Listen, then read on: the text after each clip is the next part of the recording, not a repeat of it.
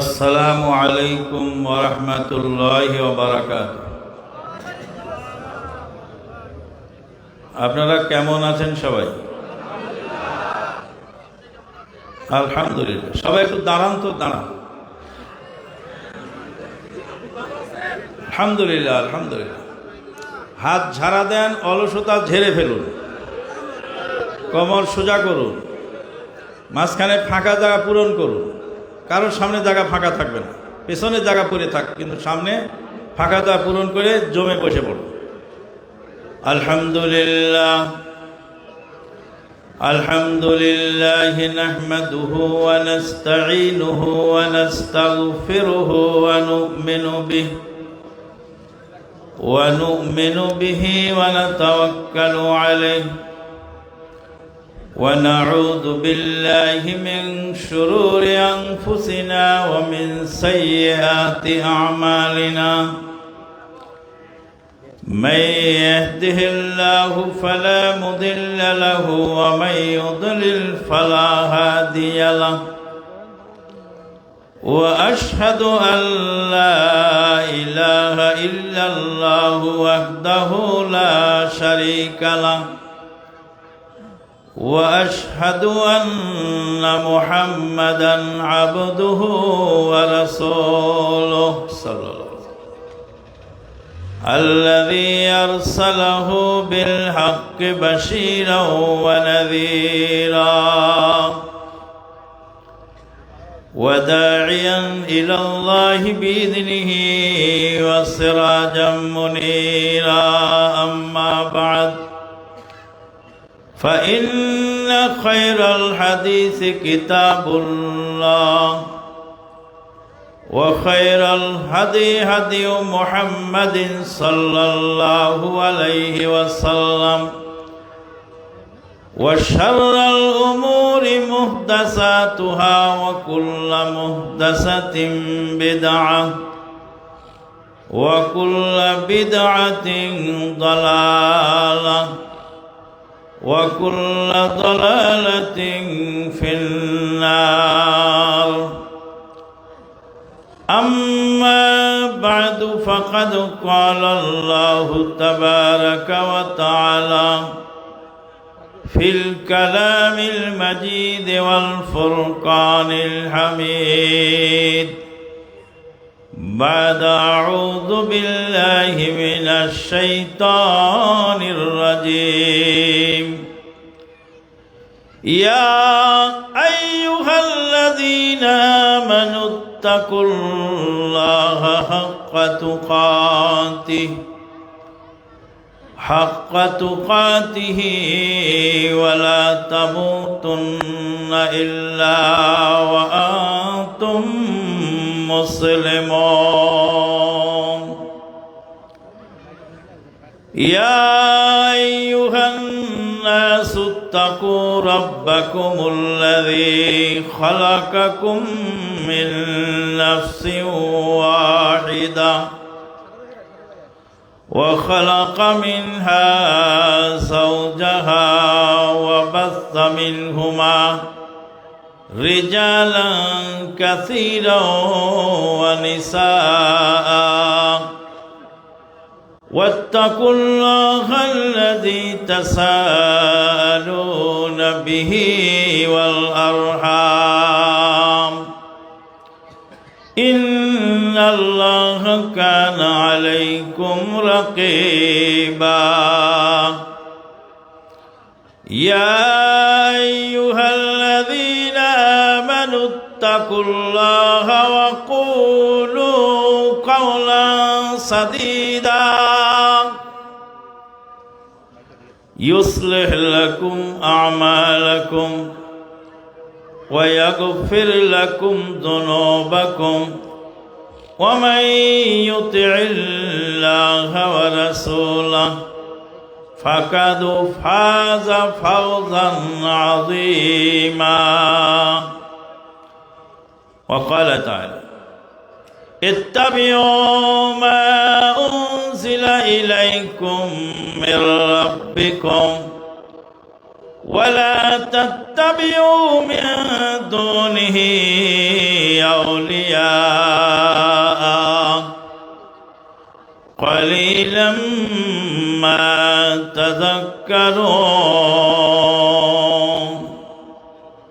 وقال تعالى وقضى ربك ألا تعبدوا إلا إياه وبالوالدين إحسانا إما يبلغن عندك الكبر أحدهما أو كلاهما فلا تقل لهما أف ولا تنهرهما وقل لهما قولا كريما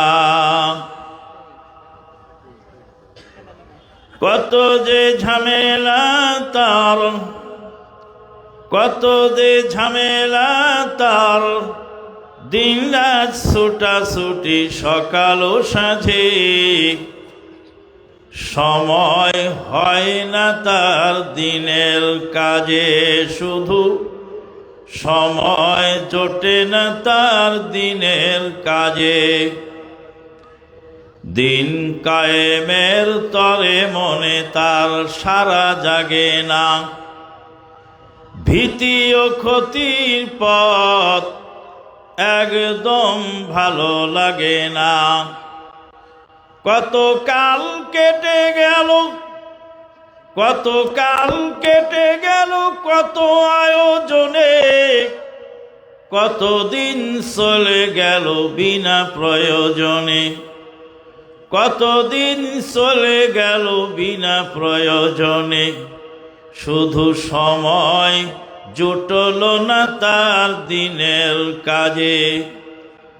কত যে ঝামেলা তার, দিন রাত ছুটাছুটি সকাল ও সাঁঝে, সময় হয় না তার দিনের কাজে।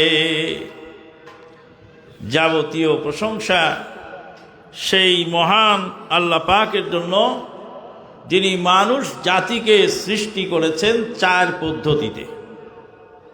কয় পদ্ধতিতে? 4 পদ্ধতিতে মানুষ জাতিকে সৃষ্টি করেছেন। 1 নম্বর পদ্ধতি হলো আদম আলাইহিস সালাতু ওয়াস সালামকে সৃষ্টি করলেন। ইয়া আইয়ুহান নাসুত্তাকু রাব্বাকুমুল্লাযী খালাকাকুম মিন নাফসিন ওয়াহিদা। একজন মানুষ আদম আলাইহিস সালাম, তাকে আল্লাহ পাক সৃষ্টি করেছেন, কোন পুরুষ এবং নারীর মাধ্যমে সৃষ্টি করেন নাই। ডাইরেক্ট কাদামাটি সেনে তৈরি করে আদম আলাইহিস সালামকে সৃষ্টি করলেন। ওয়া খালাকা মিনহা যাওজাহা। তারপরে দ্বিতীয় পদ্ধতি, একজন পুরুষ, তিনি হলেন আদম আলাইহিস সালাতু ওয়াস সালাম। আদম আলাইহিস সালাতু ওয়াস সালাম থেকে তার জোড়া সৃষ্টি করলেন। প্রথমে একজন বানালেন, তারপরে সেটা ভেঙে 2 টুকরা করলেন। একটা হলো অর্ধাঙ্গ আর একটা হলো অর্ধাঙ্গিনী। অর্ধাঙ্গ অর্ধাঙ্গিনী 2 জন মিলে হলো পূর্ণাঙ্গ। তারপরে তৃতীয় পদ্ধতিতে সৃষ্টি করলেন ঈসা রূহুল্লাহ আলাইহিস সালাতু ওয়াস সালাম। একজন নারী থেকে একজন পুরুষ সৃষ্টি করলেন, সেখানে অপর কোন পুরুষের মাধ্যম ছিল না। তারপরে ওয়াবাসসা মিনহুমা রিজালান কাসীরান ওয়া নিসাআ ওয়াত্তাকুল্লাহাল্লাযী তাসাআলুনা বিহি ওয়াল আরহাম। চতুর্থ পদ্ধতি, নারী এবং পুরুষের মাধ্যমে তাম পৃথিবীর সমস্ত মানব জাতিকে সৃষ্টি করলে। কয়টা পদ্ধতি হলো? একটা হলো পুরুষ নারী ছাড়া ডাইরেক্ট বানালেন, আর একটা বানালেন পুরুষ থেকে নারী বানালেন, মা হাওয়াকে সৃষ্টি করলেন। আর একটা করলেন নারী থেকে পুরুষ বানালেন, ঈসা রূহুল্লাহ আলাইহিস সালাতু ওয়াস সালামকে সৃষ্টি করলেন। বাকি সব পদ্ধতি, সব মানুষ জোড়া জোড়া নারী এবং পুরুষের মাধ্যমে সৃষ্টি করলেন। যেই নারী এবং পুরুষের মাধ্যমে আমরা পৃথিবীতে এসেছি, তারাই হলেন আমাদের মা এবং বাবা। মা এবং বাবার মাধ্যমে এই পৃথিবীতে আমরা এসেছি, আল্লাহ পাক সৃষ্টি করেছেন স্রষ্টা, আর মা বাবা হলেন আমাদের এই পৃথিবীতে আসার পিছনে মাধ্যম। আল্লাহ রাব্বুল আলামিন তিনি হলেন স্রষ্টা। আল্লাহ তাই তো কুরআন কারীমের মধ্যে বললেন, ওয়া কাযা রাব্বুকা আল্লা তা'বুদু ইল্লা ইয়্যাহ ওয়া বিল ওয়ালিদাইনি ইহসানা। হে নবী, আপনার প্রভু আপনাকে নির্দেশ দিয়েছেন আল্লাহ তা'বুদু ইল্লা ইয়্যাহ, কেবলমাত্র আল্লাহর ইবাদত করো। আল্লাহ ছাড়া কারো সামনে মাথা নত করা চলবে না, আল্লাহ ছাড়া কোনো কারোর ইবাদত চলবে না। একমাত্র ইবাদত হবে আল্লাহ। আল্লাহ পাক নিজের অধিকারের কথা বলে, নিজের হকের কথা বলে, তারপরে যাদের কথা বললেন তারা হলেন আমাদের মা এবং বাবা। ওয়াবিল ওয়ালিদাইনি ইহসানা, পিতামাতার সঙ্গে ইহসান করো, ভালো ব্যবহার করো। পিতামাতার মাধ্যমে আমরা পৃথিবীতে এসেছি, এই জন্য পিতামাতার সঙ্গে ভালো ব্যবহার করতে হয়। আল্লাহর হক আদায়ের পরে, আল্লাহ নিজের হকের কথা বলার পরে প্রথম যাদের কথা বললেন তারাই হলেন আমাদের পিতা মাতা। আল্লাহ পাক সামনে গিয়ে বলছেন, ওয়াইন জাহাদাকা আলা আন তুশরিকা বিমা লাইসা লাকা বিহি ইলম ফালা তুতি'হুমা ওয়া সাহিবহুমা ফিদ দুনিয়া মা'রুফা। পিতা মাতা যদি তোমাদেরকে শিরিক করতে বাধ্য করে, ফালা তুতি'হুমা, তাদের আনুগত্য চলবে না। লা তাআতা লিমাখলুকিন ফি মাসিয়াতিল খালিক, ইন্নামা তাআতু ফিল মা'রুফ। সঠিক কাজে আনুগত্য চলবে, আর বেঠিক কাজে পিতামাতার আনুগত্য চলবে না। সম্মানিত উপস্থিতি, কোরআনের আয়াতটা একটু ভালো করে বোঝেন। আল্লাহ পাক তার নবীকে বলছেন, আল্লাহ পাক নবীকে বলছেন, আল্লাহ তা'বুদু ইল্লা ইয়্যাহ ওয়া বিল ওয়ালিদাইনি ইহসানা। ও নবী, আপনার প্রভু আপনাকে নির্দেশ দিয়েছেন একমাত্র আল্লাহর ইবাদত করো, আর পিতামাতার সঙ্গে ভালো ব্যবহার করো। ইম্মা ইয়াবলুগান্না ইনদাকাল কিবারা আহাদুহুমা আও কিলাহুমা ফালা তাকুল লাহুমা উফফিন ওয়ালা তানহারহুমা ওয়া কুল লাহুমা কওলান কারীমা। ও নবী, আপনার পিতামাতা যদি দুইজন অথবা একজন বৃদ্ধ বয়সে উপনীত হয়ে যায়, কশ্চিন কালেও তাদেরকে মনে কষ্টদায়ক কোনো শব্দ বলবেন না। কুরআনের আয়াতটা একটু ভালো করে বোঝেন তো। নবী সাল্লাল্লাহু আলাইহি ওয়াসাল্লামের উপর যখন আয়াত নাজিল হচ্ছে, তখন কি নবীর বাবা মা বেঁচে ছিলেন? হ্যাঁ, নবীর বাবা মা বেঁচে ছিলেন না। কিন্তু আল্লাহ নবীকে বলছেন, তোমার পিতামাতার সঙ্গে তুমি ভালো ব্যবহার করো। তার মানে হলো, নবীকে বলে আল্লাহ রব্বুল আলামিন উম্মতকে শিক্ষা দিচ্ছে।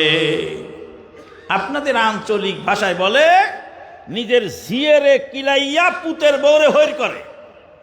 হ্যাঁ, রূপগঞ্জের ভাষা বলে, ঝিয়েরে কিলাইয়া পুতের বউরে হৈর করে। আল্লাহ নবী মুহাম্মাদুর রাসূলুল্লাহ সাল্লাল্লাহু আলাইহি সাল্লামের মা বাবা যখন আয়াত নাজিল হচ্ছে তখন তো বেঁচে নাই, কিন্তু আল্লাহ নবীকে বলছে আপনি পিতামাতার সঙ্গে ভালো ব্যবহার করুন। তার মানে নবী ভালো ব্যবহার করবেন নির্দেশ নবীকে দিয়ে গোটা কুল কায়নাতের উম্মতকে আল্লাহ পাক শিক্ষা দিচ্ছেন কিয়ামত পর্যন্ত। এখানে একটি আয়াতের ব্যাখ্যা সুন্দরভাবে পাওয়া যায়। আল্লাহ পাক বলছেন, ইযা জা নাসরুল্লাহি ওয়াল ফাত وَرَأَيْتَ النَّاسَ يَدْخُلُونَ فِي دِينِ اللَّهِ أَفْوَاجًا فَسَبِّحْ بِحَمْدِ رَبِّكَ وَاسْتَغْفِرْهُ ইন্নাহু কানা তাওয়াবা। আল্লাহ নবীকে বলছেন ফাসাব্বিহ বিহামদি রাব্বিক, ও নবী আপনি আপনার প্রভুর তাসবিহ বর্ণনা করুন, প্রশংসার সহিত তাসবিহ বর্ণনা করুন।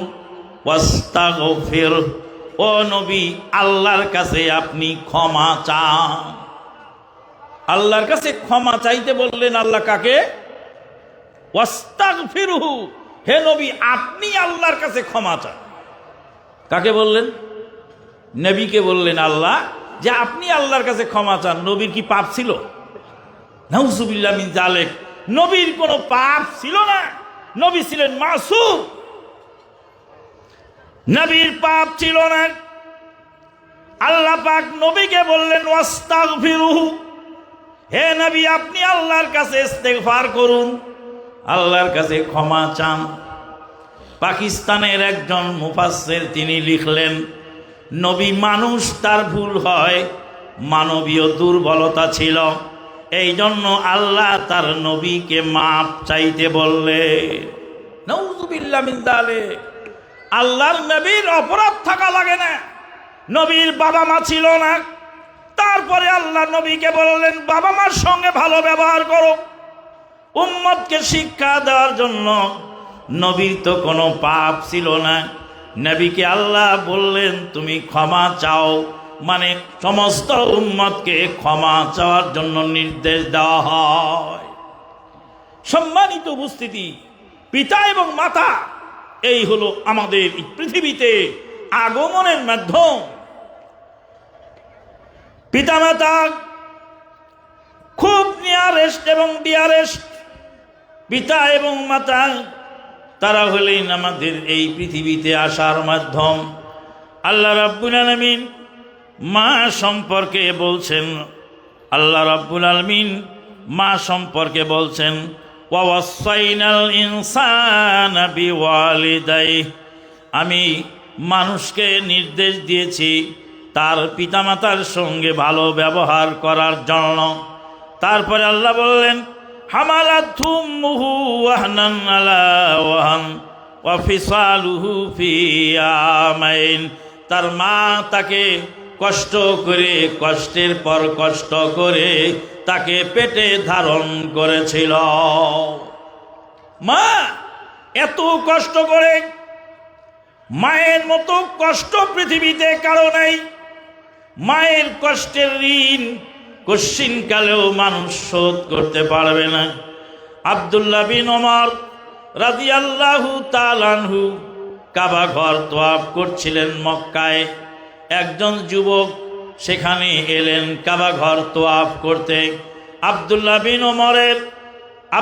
বিন ওমরের সামনে যেই যুবক কাবা ঘর তওয়াফ করার জন্য এসেছিলেন, সেই যুবকের ঘাড়ে ছিল একজন বৃদ্ধা মহিলা।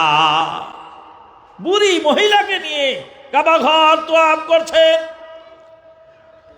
লোকটি আব্দুল্লাহ বিন উমরকে ডেকে বললেন, হে আব্দুল্লাহ, আমি সুদূর ইয়ামান থেকে এসেছি, আমার বাড়ি হলো ইয়ামান, ইয়ামান থেকে আমি এসেছি। আমার ঘাড়ের উপরে যাকে দেখতে পাচ্ছেন আমি হলাম তার বাহন, আর তিনি আমার সুয়ারি। আমার এই ঘাড়ের উপরের এই সুয়ারি যিনি, তিনি হলেন আমার মা। তার সব সুয়ারি তাকে ফেলে দিয়ে চলে গেছে, আমি তাকে ফেলি নাই, তাকে ঘাড়ে করে নিয়ে বেড়াই। সুদূর ইয়ামান থেকে ঘাড়ে করে নিয়ে মক্কার ঘরে এসেছি। আব্দুল্লাহ বিন ওমর কাবা ঘর তওয়াফ করছি, আমার মা আমার ঘাড়ের উপরেই আছে। আমার মা দুঃখিনী, যতদিন আমাকে পেটে ধারণ করেছিলেন তার চেয়ে বেশি সময়, তার চেয়ে অধিক কাল পরিমাণ আমি তাকে ঘাড়ে করে নিয়ে বেড়াই। মা আমাকে 9 মাস, 9.5 মাস, 10 মাস পেটে রেখেছিলেন। মা যতদিন পেটে ধারণ করেছিলেন হে আব্দুল্লাহ বিন উমর, তার চেয়ে বেশি সময় যাবত আমি আমার মাকে ঘাড়ে করে নিয়ে বেড়াই। আব্দুল্লাহ বিন উমর, আপনি দেখতে পাচ্ছেন কাবা ঘর তোয়াফ করছি, আমার মা আমার ঘাড়ের উপরে। আমার মায়ের হক এত কিছু করার পরে আদায় হয়েছে কিনা? আব্দুল্লাহ বিন উমর রাদিয়াল্লাহু তাআলা বলে, যুবক শোনো ভালো করে, তোমার মা তোমাকে যখন প্রসব করেছিল, প্রসব বেদনায় কাতরাচ্ছিল, আর জোরে জোরে নিঃশ্বাস ফেলতেছিল, আর জোরে জোরে আহা উ করেছিল। কত কাঁদা কেঁদেছিল তোমার মা, একটা আহা উহুর দাম পর্যন্ত আজকে পরিশোধ হয় না।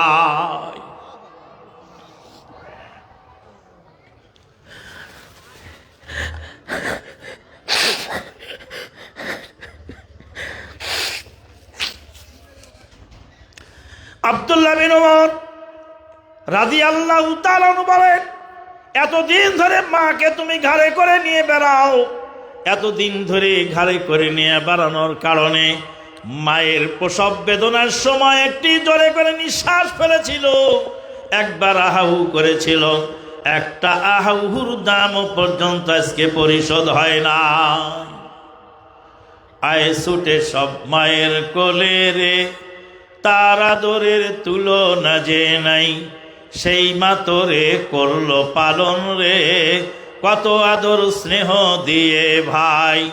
যখন তোরা ছোট ছিলি, যখন তোরা ছোট ছিলি, তার কত ঋণ নিয়েছিলি, দেখ না ভেবে তার কতটা করেছিস আদায়। আয় ছুটে সব মায়ের কোলে রে, তার আদরের তুলনা যে নাই, সেই মা তোরে করলো পালন রে, কত আদর স্নেহ দিয়ে ভাই।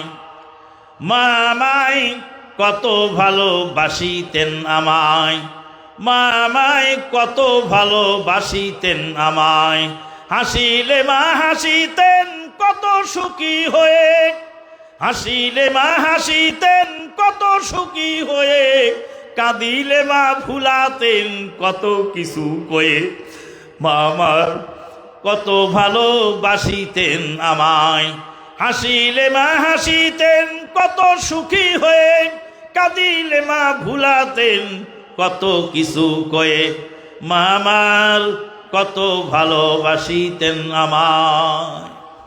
সম্মানিত উপস্থিতি, মানুষ যদি চেষ্টা করে পিতামাতার ঋণ পরিশোধ করার, কঠিন কালেও হয় না। আল্লাহ রাব্বুল আলামিন তাই বললেন, ইম্মা ইয়াবলুগান্না ইনদাকাল কিবারা আহাদুহুমা আও কিলাহুমা ফালা তাকুল লাহুমা উফফিন ওয়ালা তানহারহুমা ওয়া কুল লাহুমা কওলান কারীমা। আল্লাহ বললেন, নবী গো, পিতা মাতার দুইজনের একজন যদি বৃদ্ধ বয়সে উপনীত হয়, কঠিন কালেও তাদের কষ্টদায়ক কোন শব্দ, আহ তুমি করলা কি, তুমি করলা কি, ও তোমাকে নিয়ে পারা যায় না, এইরকম বিরক্তি সূচক কোন শব্দ বলবা না।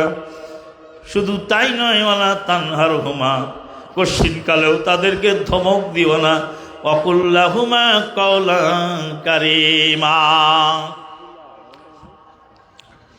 ওয়াখফিদ লাহুমা জানাহাজ যুল্লি, সম্মান সূচক শব্দ ব্যবহার করো। ওয়াখফিদ লাহুমা জানাহাজ যুল্লি মিনার রাহমা ওয়াকুর রাব্বিরহামহুমা কামা রাব্বায়ানি সাগীরা, ওয়াকুর রাব্বিরহামহুমা কামা রাব্বায়ানি সাগীরা। পিতামাতার জন্য দোয়া করো, রব্বিরহামহুমা কামা রাব্বায়ানি সাগীরা।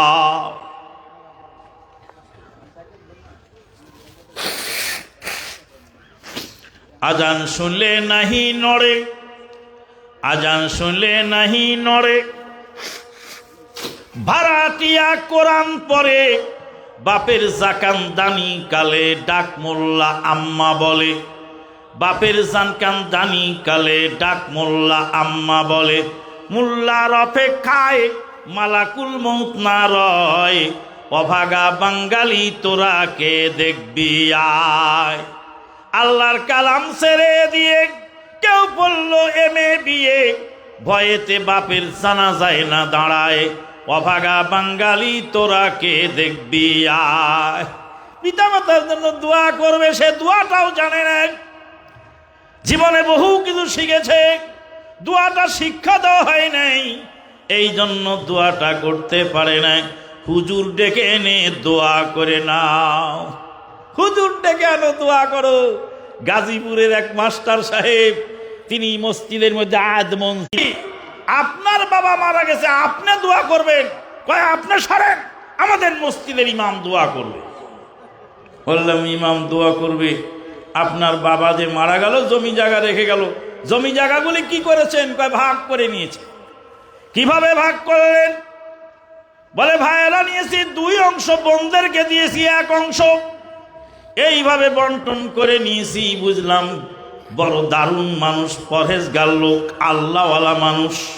হ্যাঁ, ভাগ করে নিয়েছে, বোনদেরকে দিয়েছে 1 ভাগ আর ভাইয়েরা নিয়েছে 2 ভাগ। ভালো করে খোঁজ নিয়ে দেখা গেল বোনেরা নিয়েছে, ভাইয়েরা নিয়েছে কলের বাজারের মোড়ের জায়গা, ভাইয়েরা নিয়েছে ম্যাকডুবির জায়গা, ভাইয়েরা নিয়েছে জয়দেবপুর রেল স্টেশনের শিববাড়ির মোড়ের জায়গা, ভাইয়েরা নিয়েছে হারিকেন ফ্যাক্টরির সামনের জায়গাগুলি, আর বোনদেরকে দিয়েছে ধুপা খোলার বিল। 16 বিঘে বেচলে 1 বিঘার দাম হয় না। মানে দিয়েছে এরকম, এরকম আছে না নাই?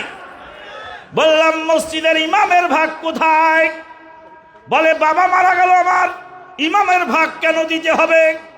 বললাম যেই মসজিদের যেই মহল্লার লোক মারা যায়, সেই মহল্লার সেই মুর্দার জমি জায়গা যখন বন্টন হয়, বন্টনের সময় ইমামকেও 1 ভাগ দিতে হয়, ইমামকে দিতে হবে। হাদিস তো শুনি না।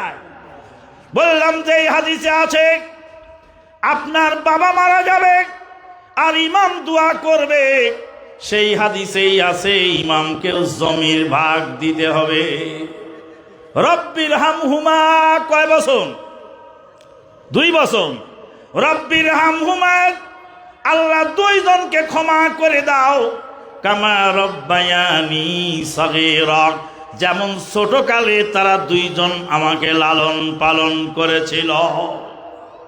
আল্লাহ পাক বহু দোয়া শিক্ষা দিয়েছেন। রব্বানা যালামনা আনফুসানা, রব্বানা আতিনা ফিদ দুনিয়া, এই সমস্ত দোয়ায় বহু বচন আছে, কিন্তু পিতামাতার দোয়ার সময় আল্লাহ বহু বচন ব্যবহার করেন নেই। কি বলেছেন?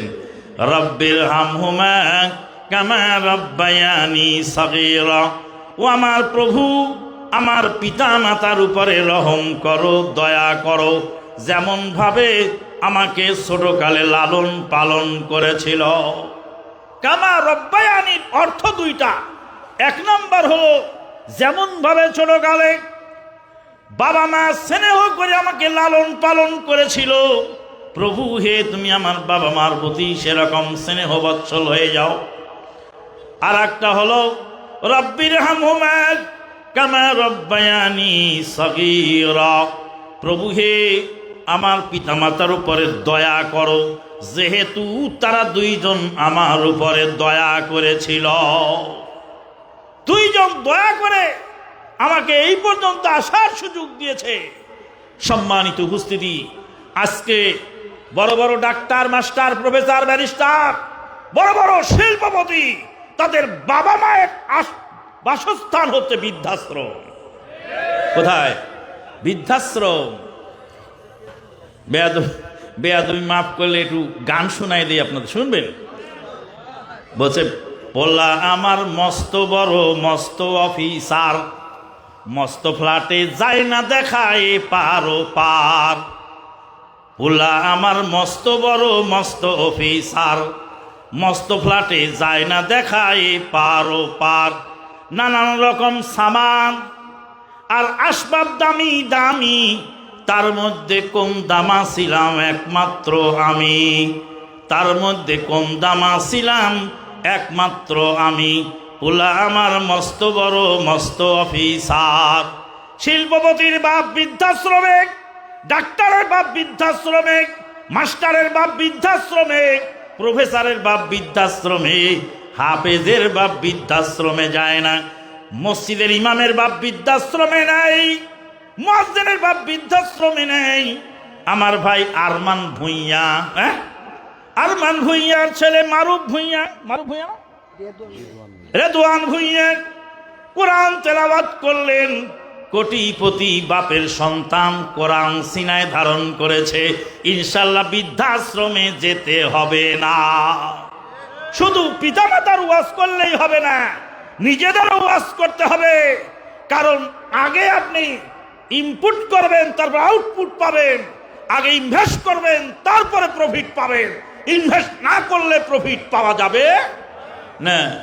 ছেলেকে শিক্ষা দিতে হবে পিতামাতার সঙ্গে ভালো ব্যবহার করার জন্য। ছেলেকে শিক্ষা দিতে হবে পিতামাতা কেমন। আল্লাহ নবী বলেন, মাল্লাম ইয়ারহাম সাগীরানা ওয়ালাম ইয়ারিফ হাক্কা কাবীরিনা ফালাইসা মিন্না। যে ব্যক্তি আমাদের ছোটদেরকে স্নেহ করে না আর বড়দেরকে শ্রদ্ধা করে না, তাদের হক সম্পর্কে সজাগ হয় না, তারা আমার আনুগত্যশীল উম্মতের অন্তর্ভুক্ত নয়। বন্ধুগণ, পিতামাতা যাদের মারা গেছে, যাদের বেঁচে আছে, তারা তো আছেনই নিয়ামতের মধ্যে। পিতামাতা এমন এক নিয়ামত, রহমতের ধারা, দুয়ার ভান্ডার। পিতামাতা দোয়া করলে কবুল হয়ে যায়। আমার জীবনে আমি আমানুল্লাহ মাদানী অনেক দেখেছি আর অনেক বুঝেছি, আমার বুঝার কোনো বাকি নাই। আমার মা বিপদে পড়লে মাকে ফোন দিয়ে বলতাম, আম্মা তোমার দোয়ার প্রয়োজন আছে। মা যখন দোয়া করে দিতেন, সঙ্গে সঙ্গে বিপদ উদ্ধার হয়ে যেত আল্লাহর অর্ডারে। আমার ছোট মেয়ে নিউমোনিয়া আক্রান্ত, হাসপাতালে 9 দিন নিউমোনিয়া আক্রান্ত। বিকালবেলা ডাক্তারকে আমার ওয়াইফ বললেন, বাচ্চাটাকে মনে হয় সুস্থ হয়ে গেছে, রিলিজ দিয়ে দেন। ডাক্তার মেশিন লাগায় বলে, মা 9 দিন পার হয়েছে, আরো 9 দিন লাগবে সুস্থ হতে। 9 দিনের আগে কোনো কাজ নাই। রাতে তাহাজ্জুদের সময় মাকে ফোন দিলাম। আগের দিন বিকালবেলা ঘটনা ঘটলো, ডাক্তার মেশিন লাগায় বলল 9 দিনের আগে কোনো সুস্থ হওয়ার সম্ভাবনা দেখা যায় না। রাতের বেলায় তাহাজ্জুদের টাইমে মায়ের কাছে দোয়া নিলাম, মা দোয়া করলেন। এবার সকাল 9টায় সেই ডাক্তার এলেন। ডাক্তার এসে মেশিন লাগায় বলছে, মেয়ে পূর্ণ সুস্থ হয়ে গেছে, রিলিজ দিয়ে দিলাম। ডাক্তারকে জিজ্ঞেস করা হলো, ডাক্তার সাহেব আপনি কালকে বললেন 9 দিনের আগে রিলিজ হওয়ার সম্ভাবনা নেই। বলছে এটা উপরওয়ালা হিন্দু ডাক্তার ছিল। হিন্দু ডাক্তার বলছে উপরওয়ালার নির্দেশে, জানি না কোন মহামনীষীর, কোন মহিষীর দুয়ার কারণে তোমার বাচ্চা সুস্থ হয়ে গেছে। আল্লাহ নবী বলেন, লা হিজাবা বাইনাহু ওয়া বাইনাল্লাহ। পিতামাতার দোয়া আর আল্লাহর মধ্যে কোনো ব্যবধান থাকে না, কোনো পর্দা থাকে না। পিতামাতার নেক দোয়াও কবুল হয়, বদ দোয়াও কবুল হয়। পিতামাতার দোয়া আল্লাহর দরবারে কবুল হয়ে যায়। যাদের পিতামাতা নাই, মরে গেছে, তারা কি করবা? আল্লাহর নবী একজন সাহাবীকে বললেন, সাহাবী যুদ্ধে যাবেন বললেন। আল্লাহর নবী বললেন, যুদ্ধে যাওয়া লাগবে না, তোমার মায়ের খেদমত করো। বলে, মা তো আমার নাই, তাহলে আমি কি করব? আল্লাহর নবী বললেন, তোমার খালার খেদমত করো। মায়ের বোনের সেবা করলে মায়ের সেবা করা হয়। শুধু মায়ের বোন নয়, মায়ের বান্ধবী যদি থাকে, তাদের সঙ্গেও যদি, তাদেরকেও যদি আপনি খাতির যত্ন করেন, তাহলে আপনি মায়ের সেবা করার নেকি পেয়ে যাবেন। আল্লাহ নবীর বাড়িতে খাসি জবাই করা হলে, আল্লাহ নবীর বাড়িতে খাসি জবাই করা হলে নবী সাল্লাল্লাহু আলাইহি সাল্লাম বলতেন আমার খাদিজা খাসির প্রথম রান পছন্দ করতেন, খাসির সামনের রান। খাসির তো 4টা রান থাকে, সামনের যে রান, এই রান আমার খাদিজা পছন্দ করতেন। আমার খাদিজা মরে গেছে, আজকে আমার বাড়িতে খাসি জবাই করা হয়েছে, খাসির রান নিয়ে খাদিজার বান্ধবীদের কাছে পৌঁছায় দাও, যাতে আমার খাদিজা একটু নেকি পেয়ে যায়। কথা বুঝা যায়?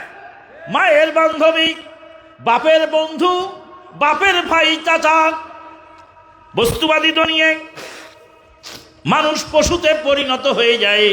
চাচার সঙ্গে ভালো ব্যবহার করার জমানা নেই। আধার জাগার জন্য চাচার মাথায় বাড়ি দিয়ে হত্যা করে, সামান্য জায়গার জন্য মামার মাথায় বাড়ি দিয়ে হত্যা করে।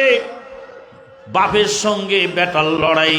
বস্তুবাদী দুনিয়াতে মানুষ পশুতে পরিণত হয়। পিতামাতা যদি মারা যায় তাদের রুহের মাগফিরাতের জন্য দান করবেন, কিন্তু এই মোল্লা ডেকে খাওয়ানোর বিধান ইসলামে নেই। মোল্লা এসে দোয়া করে আর কাঁদে।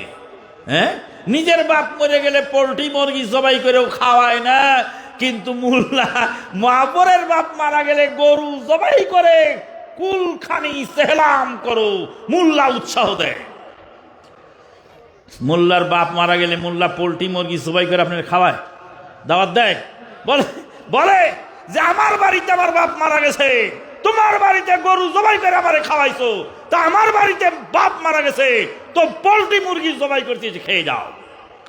ডক্টর আল্লামা ইকবাল বলছেন, আজিব তেরা চাল হ্যায় মকসাদ তেরা মাল হ্যায়, আজিব তেরা চাল হ্যায় মকসাদ তেরা মাল হ্যায়, ধোকা তেরা জাল হ্যায়।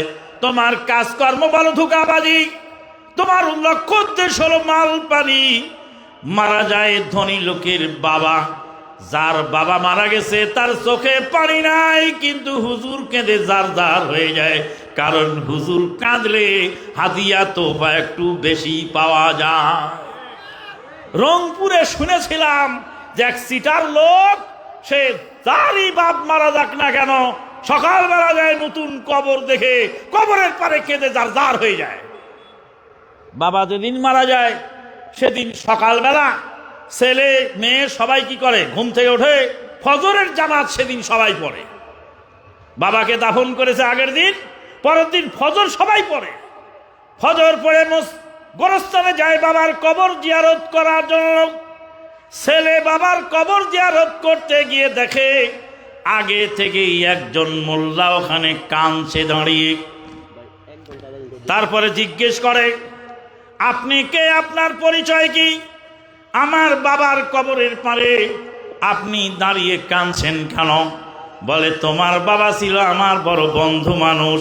কান্নায় ভেঙে পড়ে বলে, চাচা আপনি টেনশন করেন না, আজ থেকে আপনি আমার বাবা। এবার মাল পানি যা হাতড়ায় নেওয়ার দরকার সব চলে যায়। এই জন্য ডক্টর আল্লামা ইকবাল বলেন, আজিব তেরা চাল হয় মকসদ তেরা মাল হয়, ধোকা তেরা জাল হয়। তোমার চাল চলন আশ্চর্যজনক, তোমার লক্ষ্য উদ্দেশ্য মাল পানি কামানো। বন্ধুগণ, তাই বলতেছিলাম পিতামাতার দোয়া প্রত্যেকে ইন্ডিভিজুয়াল করতে হয়। এখানে আল্লাহুম্মা আমিন বলার সুযোগ মিষ্টি পেয়েছি, আর আপনি যে আমাকে আনলেন কি উদ্দেশ্যে, আপনার পাওনা কি আপনি পেয়েছেন? কয়, আমি তো আপনারকে এনেছি আমার বাপের জন্য দোয়া করার জন্য। কি দোয়া করলেন আপনি? তো কইছে, আমি দোয়া করলাম রব্বির হামহুমা কামা রব্বায়ানি সাগীরা। ও আল্লাহ, আব্দুল সত্তার 30 সারির বাপ মায়ের উপর তুমি রহম করো। আপনি আমার খাইলেন, আপনি দোয়া করলেন, আপনার কাহিনীটা কি? বলছে, আমার আল্লাহ যে দোয়া শিক্ষা দিয়েছেন ওর বাইরে তো যাওয়ার সুযোগ আমার নাই, এই জন্য আমি দোয়া করলাম। বাবা মার জন্য দোয়া করা শিখতে হবে, বাবা মার জন্য দান সদকা করতে হবে। কোটি কোটি টাকা রেখে গেছে। আজকে এই যে রূপগঞ্জে এক সময় জাগার কোনো মূল্য ছিল না, তাল বিক্রি করে আর আপনার কাঁঠাল বিক্রি করে জীবিকা চলত। আজকে এই রূপগঞ্জের যে পরিস্থিতি, 1 ইঞ্চি জায়গা স্বর্ণের মূল্যে বিক্রি হয়। বাবা মা কত জায়গা জমি রেখে গেছেন, সেইগুলি দান সাদকা করে তাদের রুহের মাগফিরাতের জন্য অবশ্যই ফকির মিসকিনকে দিতে হয়। বন্ধুগণ, as-সাদাকাতু তারুদ্দুল বালা, বালা মুসিবত দূর হয়ে যায় একটা ইবাদতে, সেই ইবাদতের নাম সাদাকা। আমরা কি চাই যে বাংলাদেশ থেকে বালা মুসিবত দূরে চলে যাক? তা কি চাই? কারা কারা চাই দুই হাত তোলেন। আল্লাহ, তোমার বান্দারা চায় বালা মুসিবত যাতে দূর হয়ে যায়। বাম হাত নিচে নামান, ডান হাত পকেটে ঢুকান। কোথায় ঢুকাবেন? পকেটে। কার পকেটে? যার যার পকেটে সেই ঢুকাবেন। যে যতটুকু পারেন এই কাজে সহযোগিতা করবেন। আমাদের জনাব ভাই আরফান ভুঁইয়া, উনি তো এই কাজের জন্য সিংহভাগ খরচ দিচ্ছেন। আমাদেরও শরীক থাকা দরকার। স্বেচ্ছাসেবকেরা আপনাদের কাছে যাবে, আপনারা যে যতটুকু পারেন ততটুকু এই কাজে সহযোগিতা করবেন। আল্লাহ পাক আপনাদের দান কবুল করুন। আল্লাহুম্মা আমিন। রব্বানা আতিনা ফিদ দুনিয়া হাসানাতাও ওয়া ফিল আখিরাতি হাসানাতাও ওয়া কিনা আযাবান নার। পিতামাতার সঙ্গে ভালো ব্যবহার করার মধ্যে আরেকটা কাজ হলো তার ঋণ পরিশোধ করে দেওয়া। পিতামাতার যদি কোনো ঋণ থেকে থাকে সেটা পরিশোধ করে দেওয়া। পিতামাতা যদি কারোর সঙ্গে খারাপ ব্যবহার করে তার কাছে ক্ষমা চেয়ে নেওয়া। পিতামাতার যদি নাবালক সন্তান সন্ততি রেখে যায়, সেই নাবালক সন্তান সন্ততি তাদের লালন পালনের জন্য যথাযথ যত্ন নেওয়া। নবী সাল্লাল্লাহু আলাইহি ওয়াসাল্লামের কাছে এক সাহাবী এসে বললেন, ইয়া রাসূলুল্লাহ সাল্লাল্লাহু আলাইহি ওয়াসাল্লাম, আমার মা তো মারা গেছেন, আমার মা কিছু বলার সুযোগ পায়নি, হঠাৎ মরে গেছে। আমার মায়ের হজ বাকি ছিল, আমার মা হজ করতে পারে নাই। আমি যদি তার পক্ষতে হজ করি তবে হজ কি আদায় হয়ে যাবে? আল্লাহ নবী বলেন, যদি তোমার মায়ের কোনো ঋণ থাকতো আর সেই ঋণ যদি তুমি পরিশোধ করে দিতে তাহলে কি হতো কিনা? সাহাবী বললেন, হ্যাঁ তা তো হতো। আল্লাহর নবী বললেন, মানুষের কাছে যদি ঋণ থাকে সেই ঋণ দিলে যদি তোমার মায়ের পক্ষতে আদায় হয়ে যায়, আল্লাহর ঘরে তোমার মা ঋণী, কারণ তার উপর হজ ফরজ হয়েছিল, হজ করতে পারে নাই, হজ না করে মরে গেছে। তুমি তার পক্ষতে হজ করে দিলে অবশ্যই আদায় হবে। আজকে থেকে ওয়াদা করবে, যাদের বাবা মা মারা গেছে হজ করে যেতে পারে নাই তাদের হজ বদলি হজ করে দেওয়ার জন্য চেষ্টা করবে। সন্তান সন্ততি থাকলে, ছোট ছোট নাবালক বাচ্চা থাকলে সেগুলির যত্ন কেয়ার করবেন। যেগুলি ভাই বোন বিয়ে দেওয়ার বাকি আছে সেগুলি বিয়ের ব্যবস্থা করবেন। পিতামাতার ঋণ পরিশোধ করবেন। পিতামাতার আত্মীয় স্বজনের সঙ্গে ভালো ব্যবহার করবেন। পিতামাতার বন্ধু বান্ধবের সঙ্গে ভালো ব্যবহার করবেন। তাদের জন্য দোয়া করবেন, তাদের নামে দান সাদাকা করবেন। এইগুলি হলো মরে যাওয়ার পরে পাওনা। আর যাদের এখনো বেঁচে আছে যত্ন কেয়ার করে, পিতামাতা যদি মুশরিক হয় সেই মুশরিকের সঙ্গেও ভালো ব্যবহার করতে হবে। কারণ পিতামাতা মুশরিক হলেও তার সঙ্গে খারাপ ব্যবহার করা যাবে না। ও সাহিব হুমা ফিদ দুনিয়া মারুফা, দুনিয়াতে তাদের সঙ্গে ভালো ব্যবহার করতে হবে। আল্লাহ পাক আজকের এই মাহফিলকে কবুল করুন। আল্লাহ রব্বুল আলামিন এই মাহফিলের ওসিলায় পরকালে নাজাতের ব্যবস্থা করে দিন। আল্লাহুম্মা আমিন। ওয়া আখিরু দাওয়ানা আনিল হামদুলিল্লাহি রাব্বিল আলামিন। আপনারা শুনেছেন, এখানে বরেণ্য উলামায়ে কেরামগণ আসবেন, এক একজন করে আলোচনা করবেন। আর সবচেয়ে বড় আজকের সারপ্রাইজ, আমি বুঝতেই পারি নাই, আমি নেটে দেখলাম আমার ছোট ভাই মারুফ কাসেমি কই, এই যে ছোট ভাই মারুফ কাসেমি, যাকে নেটে দেখলাম যে আহলে হাদিসদের বিরোধিতা করতে এসে তারপরে আল্লাহর বান্দা আহলে হাদিস হয়ে গেছেন, মাশাআল্লাহ। এখানে আসার পরে আমি বুঝতেই পারি নাই, চিনতেই পারি, নেটে দেখেছি। কিন্তু যখন ডক্টর শফিক বললেন যে ইনি সেই মারুফ কাসেমি যার বাড়িঘর ভাঙচুর করেছে, কারণ আব্দুল্লাহ বিন সালাম রাদিয়াল্লাহু তাআলা আনহু যখন ইসলাম গ্রহণ করলেন তখন সমস্ত ইহুদিরা ক্ষিপ্ত হয়ে গেল।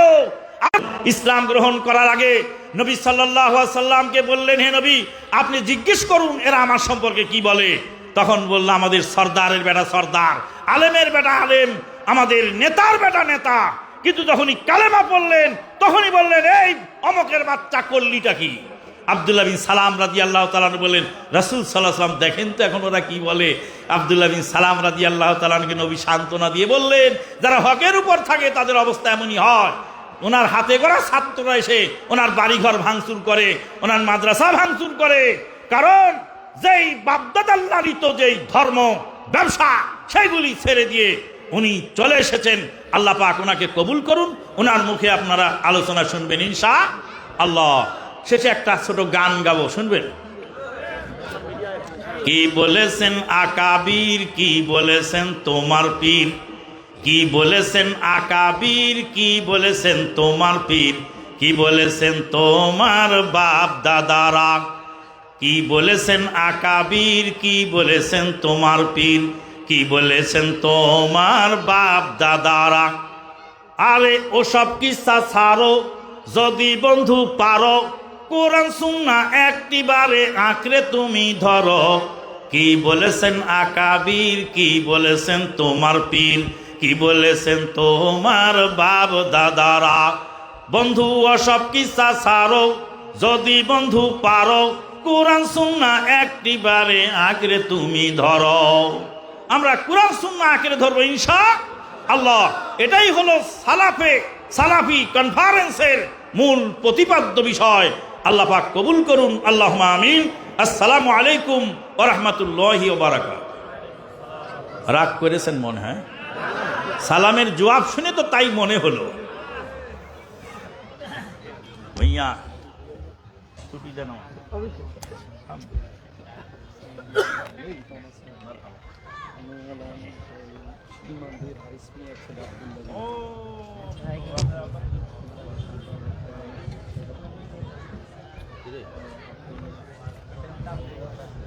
ভলিউম দিতে 7 এডিস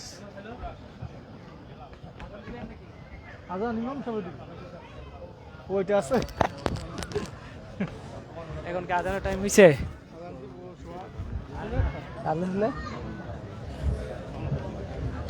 আলহামদুলিল্লাহ আমরা এখন জাযাকাল্লাহু আহসানাল জাযা। সাইকে অসংখ্য ধন্যবাদ জ্ঞাপন করছি। আমাদেরকে অত্যন্ত সুন্দরভাবে সুললিত কণ্ঠে মাতা পিতার প্রতি সন্তানের দায়িত্ব কর্তব্য সম্পর্কে আলোচনা শোনাচ্ছিলেন। এই পর্যায়ে আমাদের সামনে আলোচনা নিয়ে আসবেন জমিয়ত সুবহানে আহলে হাদিস বাংলাদেশ এর কেন্দ্রীয় সহসভাপতি শেখ আব্দুল্লাহ বিন হারিস। তার পূর্বেই আপনাদেরকে আরও একবার স্মরণ করিয়ে দিচ্ছি, আমাদের মাঝে এসে উপস্থিত হয়েছেন অধ্যাপক ডক্টর মুসলিউদ্দিন স্যার। তিনি ইতিমধ্যে আমাদের মাঝে এসে উপস্থিত হয়েছেন। তিনি আমাদের সামনে আলোচনা পেশ করবেন এবং মাত্র কিছুক্ষণ আগে আমরা যোগাযোগ করলাম মুর্শিদাবাদ ভারত থেকে যিনি এসেছেন ব্রাদার রাহুল হোসেন, তিনি অল্প কিছুক্ষণের মধ্যেই আমাদের এখানে এসে উপস্থিত হবেন। সুতরাং আপনারা অতি দ্রুত আমাদের প্যান্ডেলের ভিতরে বসে পড়ুন। এই পর্যায়ে আমাদের সামনে আরও একজন সুমিষ্ট কণ্ঠস্বরের অধিকারী জমিয়ত সুবহানে আহলে হাদিস বাংলাদেশ এর কেন্দ্রীয় সহসভাপতি শেখ আব্দুল্লাহ বিন হারিস, তিনি আমাদের সামনে আলোচনা পেশ করবেন। ওনার আলোচনার বিষয়বস্তু হচ্ছে পর্দা। শেখকে ওনার মূল্যবান আলোচনা পেশ করার জন্য অনুরোধ জানাচ্ছি।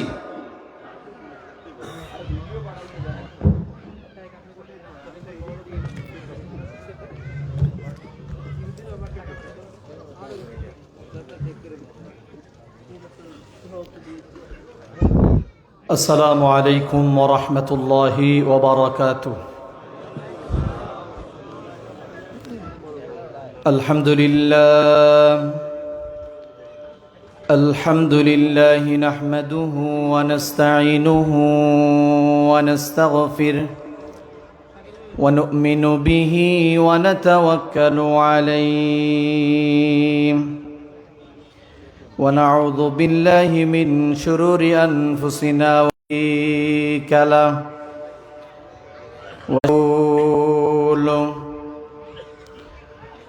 الذي أرسله بالحق بشيرا ونذيرا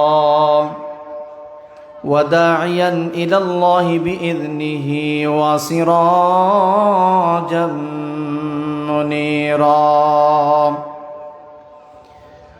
أما بعد فإن خير الحديث كتاب الله وخير الهدي هدي محمد صلى الله عليه وسلم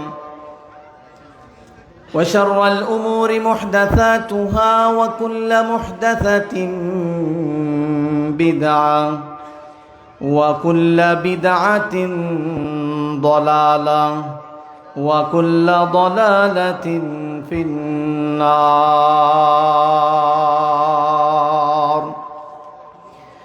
أما بعد فقد قال الله تعالى في كلامه المجيد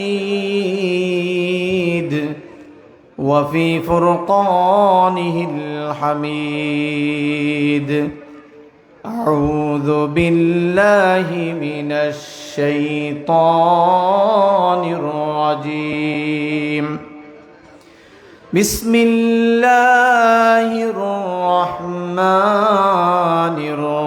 الرحيم يا بني آدم قد أنزلنا عليكم لباسا يواري سوآتكم وريشا ولباس التقوى ذلك خير ذلك من آيات الله لعلهم يذكرون يا بني آدم قد أنزلنا عليكم لباسا يواري سوآتكم وريشا ولباس التقوى ذلك خير ذلك من آيات الله لعلهم يذكرون وقال تعالى قل للمؤمنين يغضوا من أبصارهم ويحفظوا فروجهم ذلك أزكى لهم إن الله خبير بما يصنعون বাজিছে দামামা বাধরে আমামা বাজিছে দামামা বাধরে আমামা শির উঁচু করি মুসলমান দাওয়াত এসেছে নয়া জমানার ভাঙা কিল্লাই উড়ে নিশান মুখেতে কালেমাতে তলোয়ার বুকে ইসলামী জুস্তুরবার হৃদয়ে লইয়া ইশকাল্লার চলো আগে চলো বাজে বিশান ভয় কিরে তোর গলায় তাবিজ বাধা যে তোর পাক কোরআন বাজিছে দামামা বাধরে আমামা শির উঁচু করি মুসলমান দাওয়াত এসেছে নয়া জমানার ভাঙা কিল্লাই উড়ে নিশান নহি মোরাজিব ভোগ বিলাসের শাহাদাত ছিল কাম্য মুদের ভিখারির সাজে খলিফা যাদের শাসন করিল আধা জাহান তারা আজ পরে ঘুমায় বেহুশ বাহিরে বহিছে জ্বর তুফান ঘুমায়া কাজা করেছি ফজর তখনও জাগিনি যখনও জোহর হেলাও খেলায় কেটেছে আসর মাগরিবের আজ শুনিয়া যান জামাতে শামিল হও রে এসাতে এখনো জমাতে আছে স্থান শুকনো রুটিকে সম্বল করে যে ঈমান আর যে প্রাণের জোরে ফিরেছে জগৎ মন্থন করে সে শক্তি আজ ফিরায় আন আল্লাহু আকবার রবে পুনরায় কাপুক বিশ্ব দুর্রিমান বাজিছে দামামা বাধরে আমামা বাজিছে দামামা বাধরে আমামা শির উঁচু করি মুসলমান দাওয়াত এসেছে নয়া জমানার ভাঙা কেল্লাই উড়ে নিশান লিল্লাহে তাকবীর লিল্লাহে তাকবীর আল কোরআনের আলো সহিহ হাদিসের আলো লিল্লাহে তাকবীর পূর্বাচল আহলে হাদিস জামে মসজিদের উদ্যোগে আয়োজিত 2 দিনব্যাপী এই সালাফি কনফারেন্সের সম্মানিত সভাপতি, বিশিষ্ট আলোচকবৃন্দ, বিশিষ্ট অতিথিবৃন্দ, আমার সামনে উপবিষ্ট বিভিন্ন জায়গা থেকে আগত সমাগত সম্মানিত শ্রোতামণ্ডলী, শুকরিয়া আদায় করছে সেই মহান রবের দরবারে, যিনি আমাদেরকে দয়া করে, মায়া করে, আমাদের হায়াতকে দীর্ঘায়িত করে, জাগতিক সকল প্রকার কাজকর্ম থেকে নিষ্কৃতি দিয়ে আজকের এই জান্নাতের বাগানে আসার বসার তৌফিক দিয়েছেন। সেই মহান মনিবের দরবারে অন্তরে অন্তঃস্থল থেকে মহব্বতের সাথে উচ্চ কণ্ঠে সমস্বরে কালিমাতুর শুকরিয়া আদায় করি। আমরা সকলে বলি আলহামদুলিল্লাহ, আরো জোরে বলি আলহামদুলিল্লাহ। দরুদুস সালাম, শান্তির দ্বারা বর্ষিত হোক সর্বকালের সর্বশ্রেষ্ঠ মহামানব, সর্বকালের সর্বশ্রেষ্ঠ নবী এবং রাসূল সৈয়দুল মুরসালিন রহমাতুল আলামিন খাতামুন নবিয়্যিন নবী মুহাম্মদুর রাসূলুল্লাহ সাল্লাল্লাহু আলাইহি ওয়াসাল্লামের উপরে আল্লাহুম্মা সাল্লি আলাইহি আল্লাহুম্মা বারিক আলাইহি। উপস্থিত সম্মানিত শ্রোতামণ্ডলী, আপনারা অবগত আছেন আমার আজকের আলোচনার বিষয়বস্তু কি। আলোচনার শুরুতেই আপনাদেরকে আমি আমার আলোচনার বিষয়বস্তু জানিয়ে দিচ্ছি। আমার আলোচ্য বিষয় হচ্ছে পর্দা।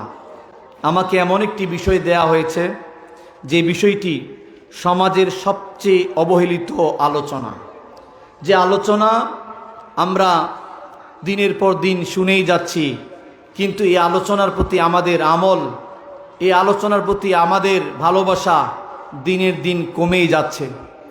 বিভিন্ন মাহফিলগুলোতে পর্দা সম্পর্কে আলোচনা করলেও যে সমস্ত মা বোনেরা পর্দা শুনতে আসছে তাদের মধ্যে এই পর্দার আলোচনার কোনো প্রতিফলন আমরা দেখতে পাচ্ছি না, ঠিক কিনা বলেন? দিন যত যাচ্ছে পাপ সমাজে তত বেড়েই চলছে, সময় যত এগিয়ে যাচ্ছে অশ্লীলতা তত বেড়েই চলছে।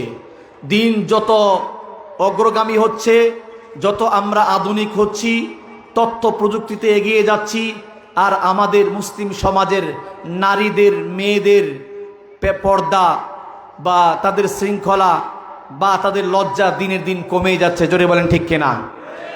সম্মানিত শ্রোতামণ্ডলী, আমি আপনাদের সামনে আজকে আলোচনা করছি, সম্ভবত মহিলারা ওয়াজ শুনতেছে। মহিলাদের প্যান্ডেল আছে?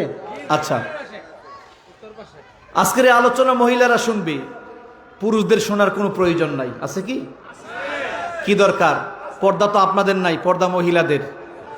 পর্দা কাদের? মহিলাদের না পুরুষদের পর্দা আছে? পুরুষদের পর্দা আছে। পুরুষরা কেন পর্দা আলোচনা শুনবে? দুইটা কারণ। এক নাম্বার কারণ হলো বিশ্বনবী মুহাম্মদুর রাসূলুল্লাহ সাল্লাল্লাহু আলাইহি ওয়াসাল্লাম বলছেন, আদ-দাইয়ুসু লা ইয়াদখুলুল জান্নাহ, দাইয়ুস জান্নাতে প্রবেশ করবে না। দাইয়ুসকে বিশ্বনবী বললেন, কোনো পুরুষের অধীনে কোনো নারী যদি থাকে, সেটা তার মেয়ে হতে পারে, তার স্ত্রী হতে পারে, অর্থাৎ তার অধীনে যদি কোনো নারী থাকে, কোনো মহিলা থাকে, কোনো যুবতী থাকে, আর সে যদি বেপরদা হয়ে চলাফেরা করে, অশ্লীল বাজে ভাবে সমাজে ঘুরে বেড়ায়, বিভিন্ন জায়গায় অশ্লীলতার সাথে চলাফেরা করে, বিশ্বনবী মুহাম্মদুর রাসূলুল্লাহ বলছেন ওই ব্যক্তির অধীনে থাকা মেয়েদের এই অশ্লীলতার কারণে ওই ব্যক্তি হলো দাইয়ুস। তাহলে এখানে আমাদের মধ্যে দাইয়ুস আছে না নাই? একজনও নাই। আমরা অনেকে নামাজ পড়ি, আমরা অনেকে হজও করেছি, আমাদের চেহারা দেখলে বোঝা যায় আমরা ইসলামিক ভাবধারার, ইসলামিক সেন্টিমেন্টের লোক, ঠিক কিনা? কিন্তু অথচ আমাদের পরিবারে আমাদের অনেকের স্ত্রী বা অনেকের মেয়ে, অনেকের বোন, অনেকের ভাগ্নি এরকম বেপরদা হয়ে চলাফেরা করে, কিন্তু আমরা এই ক্ষেত্রে কোনো গুরুত্ব আরোপ করছি না, ঠিক কিনা? সম্মানিত শ্রোতামণ্ডলী, এই জন্য এক নাম্বার কারণ হলো আমাদের পুরুষদেরকে দাইয়ুস হওয়া থেকে বাঁচতে হবে। বাঁচতে হবে কি হবে না? দাইয়ুস হওয়া থেকে বাঁচতে হবে। দুই নাম্বার কারণ হলো আমরা যারা পুরুষ আছি আমাদের দায়িত্ব আছে। প্রত্যেক ব্যক্তি তার পরিবারে দায়িত্বশীল, প্রত্যেকেই রাখাল। রাখাল মানে যে ছাগল চড়ায় তার অধীনে অনেকগুলো ছাগল থাকে, ওই ছাগলের মালিক বা যিনি চড়ান তিনি হলেন রাখাল, ঠিক কিনা? তো এই রাখাল শব্দ দিয়ে বোঝানো হয়েছে যে এই যে তোমরা পুরুষ আছো, তোমাদের অধীনে যে সমস্ত মেয়েরা আছে, এই সম্পর্কে কিয়ামতের দিন আল্লাহ সুবহানাহু ওয়া তাআলা জিজ্ঞেস করবেন, তোমার মেয়েদেরকে কিভাবে লালন পালন করেছো, কিভাবে বড় করেছো। সুতরাং আজকের ওয়াজ মাহফিল থেকে এই পর্দার আলোচনা শুনে আমরা পুরুষরাও আমাদের পরিবারে, আমাদের ঘরে, আমাদের সংসারে আমরা পর্দা ব্যবস্থাপনা জারি করে দেব ইনশাআল্লাহ। আল্লাহ আমাদের সকলকে কবুল করেন, বলেন আমিন। আল্লাহ রাব্বুল আলামিন পোশাকের ব্যাপারে অত্যন্ত গুরুত্বপূর্ণ কথা বলেছেন। আল্লাহ রাব্বুল আলামিন বললেন মহাগ্রন্থ আল কোরআনে সূরাতুল আরাফে বলছেন, ইয়া বানি আদম ক্বাদ আনজালনা আলাইকুম লিবাসান ইউয়ারি সাওআতিকুম ওয়া রিশা। আল্লাহ রাব্বুল আলামিন ইরশাদ করে বলছেন, হে আদম সন্তান, আমি তো তোমাদের জন্য পোশাক অবতীর্ণ করলাম। কেন? যা তোমাদের লজ্জাস্থানকে ঢেকে দিবে, এবং তাত ওয়ালিবাসুত তাকওয়া, এটা হলো তাকওয়ার পোশাক। যে পোশাক তোমাদের লজ্জাস্থানকে ঢেকে দিবে, এটা হলো তাকওয়ার পোশাক। আমরা তো সবাই জানি আল্লাহ রাব্বুল আলামিন আদম এবং হাওয়া আলাইহিস সালামকে, দুইজনকে আল্লাহ রাব্বুল আলামিনের নির্দেশ অমান্য করার কারণে তাদেরকে শয়তানের কুমন্ত্রণায় পড়ে তাদের পোশাকগুলো খুলে দিয়েছিলেন। এরপরে আল্লাহ বলছেন, ইয়া বানি আদম লা ইয়াফতিনান্নাকুমুশ শাইতান। আল্লাহ রাব্বুল আলামিন আদম সন্তানকে ডাক দিয়ে বলছেন, ও আদম সন্তান, লা ইয়াফতিনান্নাকুমুশ শাইতান, শয়তান যেন তোমাদেরকে বিভ্রান্ত না করে ফেলে। কামা আখরাজা বাওয়াইকুম মিনাল জান্নাহ, যেভাবে শয়তান তোমাদের পিতামাতাকে বিভ্রান্ত করে জান্নাত থেকে বের করে দিয়েছে। দিছে কি দেয় নাই? আদম এবং হাওয়া আলাইহিস সালামকে জান্নাত থেকে বের করে দিয়েছেন। আল্লাহ রাব্বুল আলামিন আদমের সন্তানদেরকে বলছেন, কিয়ামত পর্যন্ত যত মানুষ আগমন করবে, আল্লাহ রাব্বুল আলামিন সকল মানুষকে বলছেন, সাবধান সাবধান, তোমরা শয়তানের কুমন্ত্রণায় পড়ে তোমরা নিজেদের সর্বনাশ করো না। সেই রকম ভাবে যেরকম তোমাদের পিতামাতা শয়তানের কুমন্ত্রণায় পড়ে জান্নাত থেকে বের হয়ে গেল, কামা আখরাজা বাওয়াইকুম মিনাল জান্নাতি ইয়ানজিউ আনহুমা লিবাসাহুমা, কারণ শয়তান তোমাদের পিতামাতাকে জান্নাত থেকে বের করে দিয়েছে আর তাদের পোশাক টেনে ধরেছে। কেন? লিউরিয়াহুমা সাওয়াতিহিমা, একজন আরেকজনকে তাদের লজ্জাস্থান দেখানোর জন্য। সুতরাং এই পৃথিবীতে শাস্তির কারণে, অপরাধের কারণে, অন্যায়ের কারণে সর্বপ্রথম যে শাস্তি আল্লাহ রাব্বুল আলামিন দিয়েছেন সেটা হলো উলঙ্গ করে দিয়েছেন। আর আজকে আমরা শয়তানের প্ররোচনায় পড়ে এই উলঙ্গপনার দিকে দিন দিন ছুটে যাচ্ছে, ঠিক কিনা? আমরা জানেন বাংলাদেশে শুধু ভূমিকম্প আর ভূমিকম্প আর ভূমিকম্প আর ভূমিকম্প। গতকালকে না পরশুদিন ভূমিকম্প হয়েছে না বাংলাদেশে? কবে? গতকালকে না পরশুদিন? গতকালকে হয়েছে, আবার গত শুক্রবারে হয়েছে, তারপরের দিন হয়েছে। এই গত এক সপ্তাহের ভিতরে বাংলাদেশে কয়েকটা বার ভূমিকম্প হয়ে গেছে, ঠিক কিনা? এই ভূমিকম্পের কারণ কি?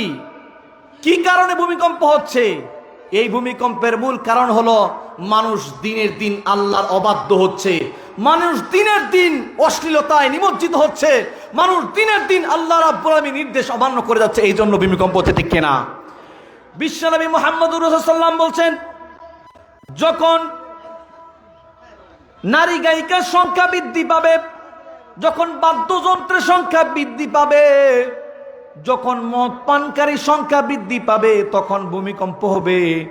আমার কথাগুলো বুঝে থাকলে বলুন তো মুসলমান, আমাদের দেশের দিনের দিন নারী গায়িকার সংখ্যা বাড়তেছে না কমতেছে? বাদ্যযন্ত্রের ব্যবহার বাড়তেছে না কমতেছে? মদ পানকারীর সংখ্যা বাড়তেছে না কমতেছে? আছে না নাই? সমাজের অলিতে গলিতে, রাস্তাঘাটে, বিভিন্ন জায়গায় দিনের দিন এই ধরনের অন্যায় অপকর্মগুলো বেড়েই চলছে। আর বেড়ে চলার কারণে আল্লাহ রাব্বুল আলামিন আমাদের উপরে এই আযাব গজবগুলো দিচ্ছেন।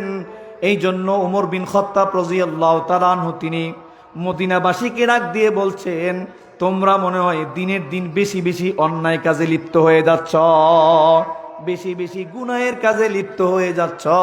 সুতরাং আরেকটা বার যদি ভূমিকম্প হয় তাহলে আমি আর তোমাদের সাথে মদিনায় অবস্থান করব না, মদিনা থেকে আমি চলে যাব, মদিনা থেকে আমি চলে যাব।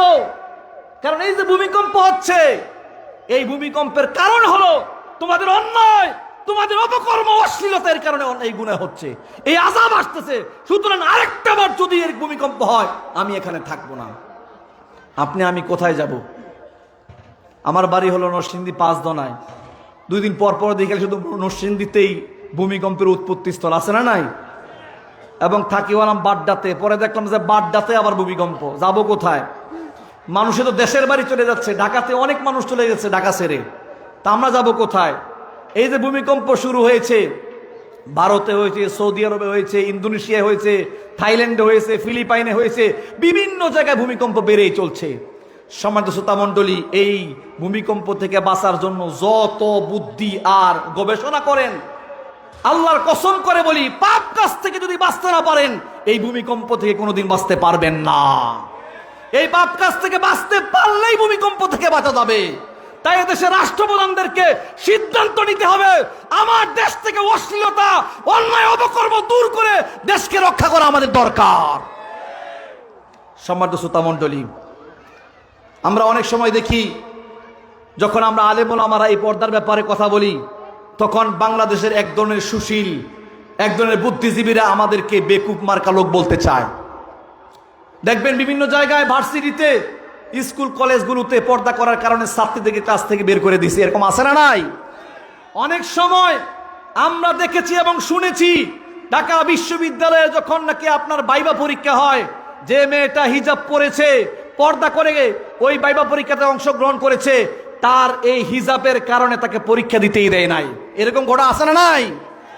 একটা দুইটা না, জোয়ারের মতো একটার পর একটা আসতেই আছে। আর আমরা এদেশের মুসলমান, অধিকাংশ মুসলমান এগুলো শুনেই যাচ্ছে, কিন্তু এগুলো কোনো প্রতিবাদ হচ্ছে বা প্রতিরোধ হচ্ছে না, ঠিক কিনা? সম্মানিত শ্রোতা মণ্ডলী, এজন্য বলছিলাম যে আমাদেরকে এই পর্দা প্রথার প্রতি গুরুত্ব দিতে হবে। আল্লাহ রাব্বুল আলামিন নারীদেরকে সৃষ্টি করেছেন 2টা পর্দার ভিতর থেকে। আল্লাহ রাব্বুল আলামিন আমাদের মাতা হাওয়া আলাইহিস সালামকে সৃষ্টি করেছেন আদম আলাইহিস সালামের বাম পাজরের হাড্ডি থেকে। জিজ্ঞেস করতে চাই, ও মুসলমান, এই বাম পাজরের হাড্ডিটা কয়টা পর্দার ভিতরে থাকে? আমরা সবাই জানি হাড্ডিটা গোশতের ভিতরে থাকে, ঠিক কিনা? গোশতটা আবার চামড়ার ভিতরে থাকে, অর্থাৎ একটা হাড্ডি 2টা পর্দার ভিতরে থাকে। একটা হলো গোশতের ভিতরে থাকে, গোশতটা আবার আরেকটা পর্দার ভিতরে অর্থাৎ চামড়ার ভিতরে থাকে। তাহলে পর্দা কয়টা হলো? পর্দা কয়টা হলো? আল্লাহর নবী হাওয়া আলাইহিস সালামকে 2টা পর্দার ভিতর থেকে সৃষ্টি করেছেন। সুতরাং নারী জাতি হলো পর্দার বিষয়। বিশ্বনবী বলছেন, আল মারআতু আওরাতুন, মহিলারা হলো পর্দার জিনিস, মহিলারা হলো আবরণের জিনিস, মহিলারা হলো পর্দায় থাকার জিনিস। কিন্তু সেই মহিলা যদি আজকে ঘর থেকে বের হয়ে যায়, বিশ্বনবী বলছেন শয়তান তাদেরকে আরো বেশি উজ্জ্বল সুন্দর করে মানুষের সামনে উপস্থাপন করে দেয়। আল্লাহ রাব্বুল আলামিন এই সমাজকে শান্তি শৃঙ্খলার সাথে রাখার জন্য, এই সমাজকে শান্তিময় সমাজ হিসেবে প্রতিষ্ঠা করার জন্য নারী আর পুরুষ 2 জনেরই পর্দার ব্যবস্থাপনা দিয়েছেন, কি দেন নাই? আল্লাহ রাব্বুল আলামিন সর্বপ্রথম মহাগ্রন্থ আল কোরআনে সূরাতুন নূরে পুরুষদেরকে পর্দা করার জন্য বলেছেন। আল্লাহ বলেন, কুল লিল মুমিনিনা ইয়াগুদ্দু মিন আবসারিহিম ওয়া ইয়াহফাযু ফুরুজাহুম যালিকা আযকা লাহুম ইন্নাল্লাহা খাবীরুম বিমা ইয়াসনাউন। আল্লাহ রাব্বুল আলামিন মুমিন পুরুষদেরকে ডাক দিয়ে বলছেন, ও মুমিন পুরুষেরা রে, তোমরা তোমাদের চক্ষুকে নিম্নগামী করে রাখো, তোমাদের লজ্জাস্থানকে হেফাজত করো, এই দুইটা কথা পুরুষদেরকে বলার পরে এবার আল্লাহ রাব্বুল আলামিন নারীদেরকে লক্ষ্য করে বলছেন, ও নারীরা, ওয়া কুল্লিল মুমিনাতি ইয়াগদুদনা মিন আবসারিহিন্না ওয়া ইয়াহফাযনা ফুরুজাহুন্না ওয়া লা ইউবদিনা যিনাতাহুন। এবার আল্লাহ রাব্বুল আলামিন নবী মুহাম্মদুর রাসূলুল্লাহকে বলছেন, ও নবী মুহাম্মদ, তুমি তাদেরকে বলে দাও, মুমিন নারীদেরকে বলে দাও, তারা যেন তাদের চক্ষুকে নিম্নগামী করে রাখে এবং লজ্জাস্থানকে হেফাজত করে। ওয়াকুল লিল মুমিনাতি ইয়াগদুদনা মিন আবসারিহিন্না ওয়া ইয়াহফাযনা ফুরুজাহুন্না ওয়া লা ইউবদিনা যিনাতাহুন্না, এবং তারা যেন তাদের সৌন্দর্যকে প্রকাশ না করে, সৌন্দর্যকে যেন প্রকাশ না করে। সৌন্দর্য কি?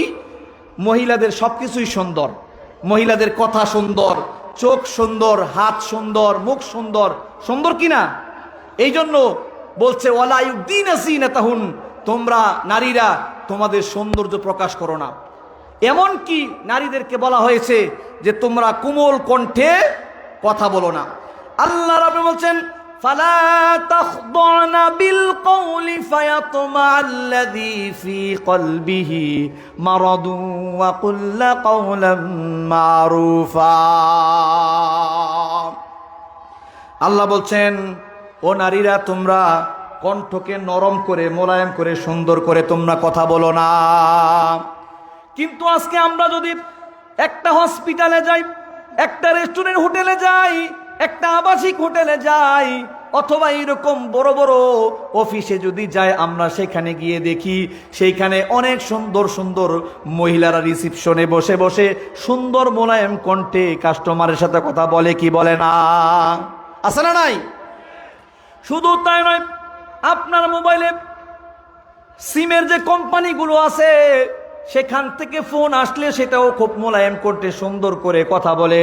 আজকে যদি আপনি টেলিভিশনগুলো দেখতে চান তাহলে দেখবেন সেখানে যারা সংবাদ উপস্থাপক আর উপস্থাপিকা আছে এর মধ্যে সবচেয়ে বেশি হলো নারী উপস্থাপিকার সংখ্যা। সুন্দর করে কে কথা বলতে পারে, কে মোলায়েম কণ্ঠে কথা বলতে পারে, কে বেশি আকর্ষণ করতে পারে। সম্পূর্ণ কোরআন বিরোধী কাজগুলো, সম্পূর্ণ ইসলাম বিরোধী কাজগুলো।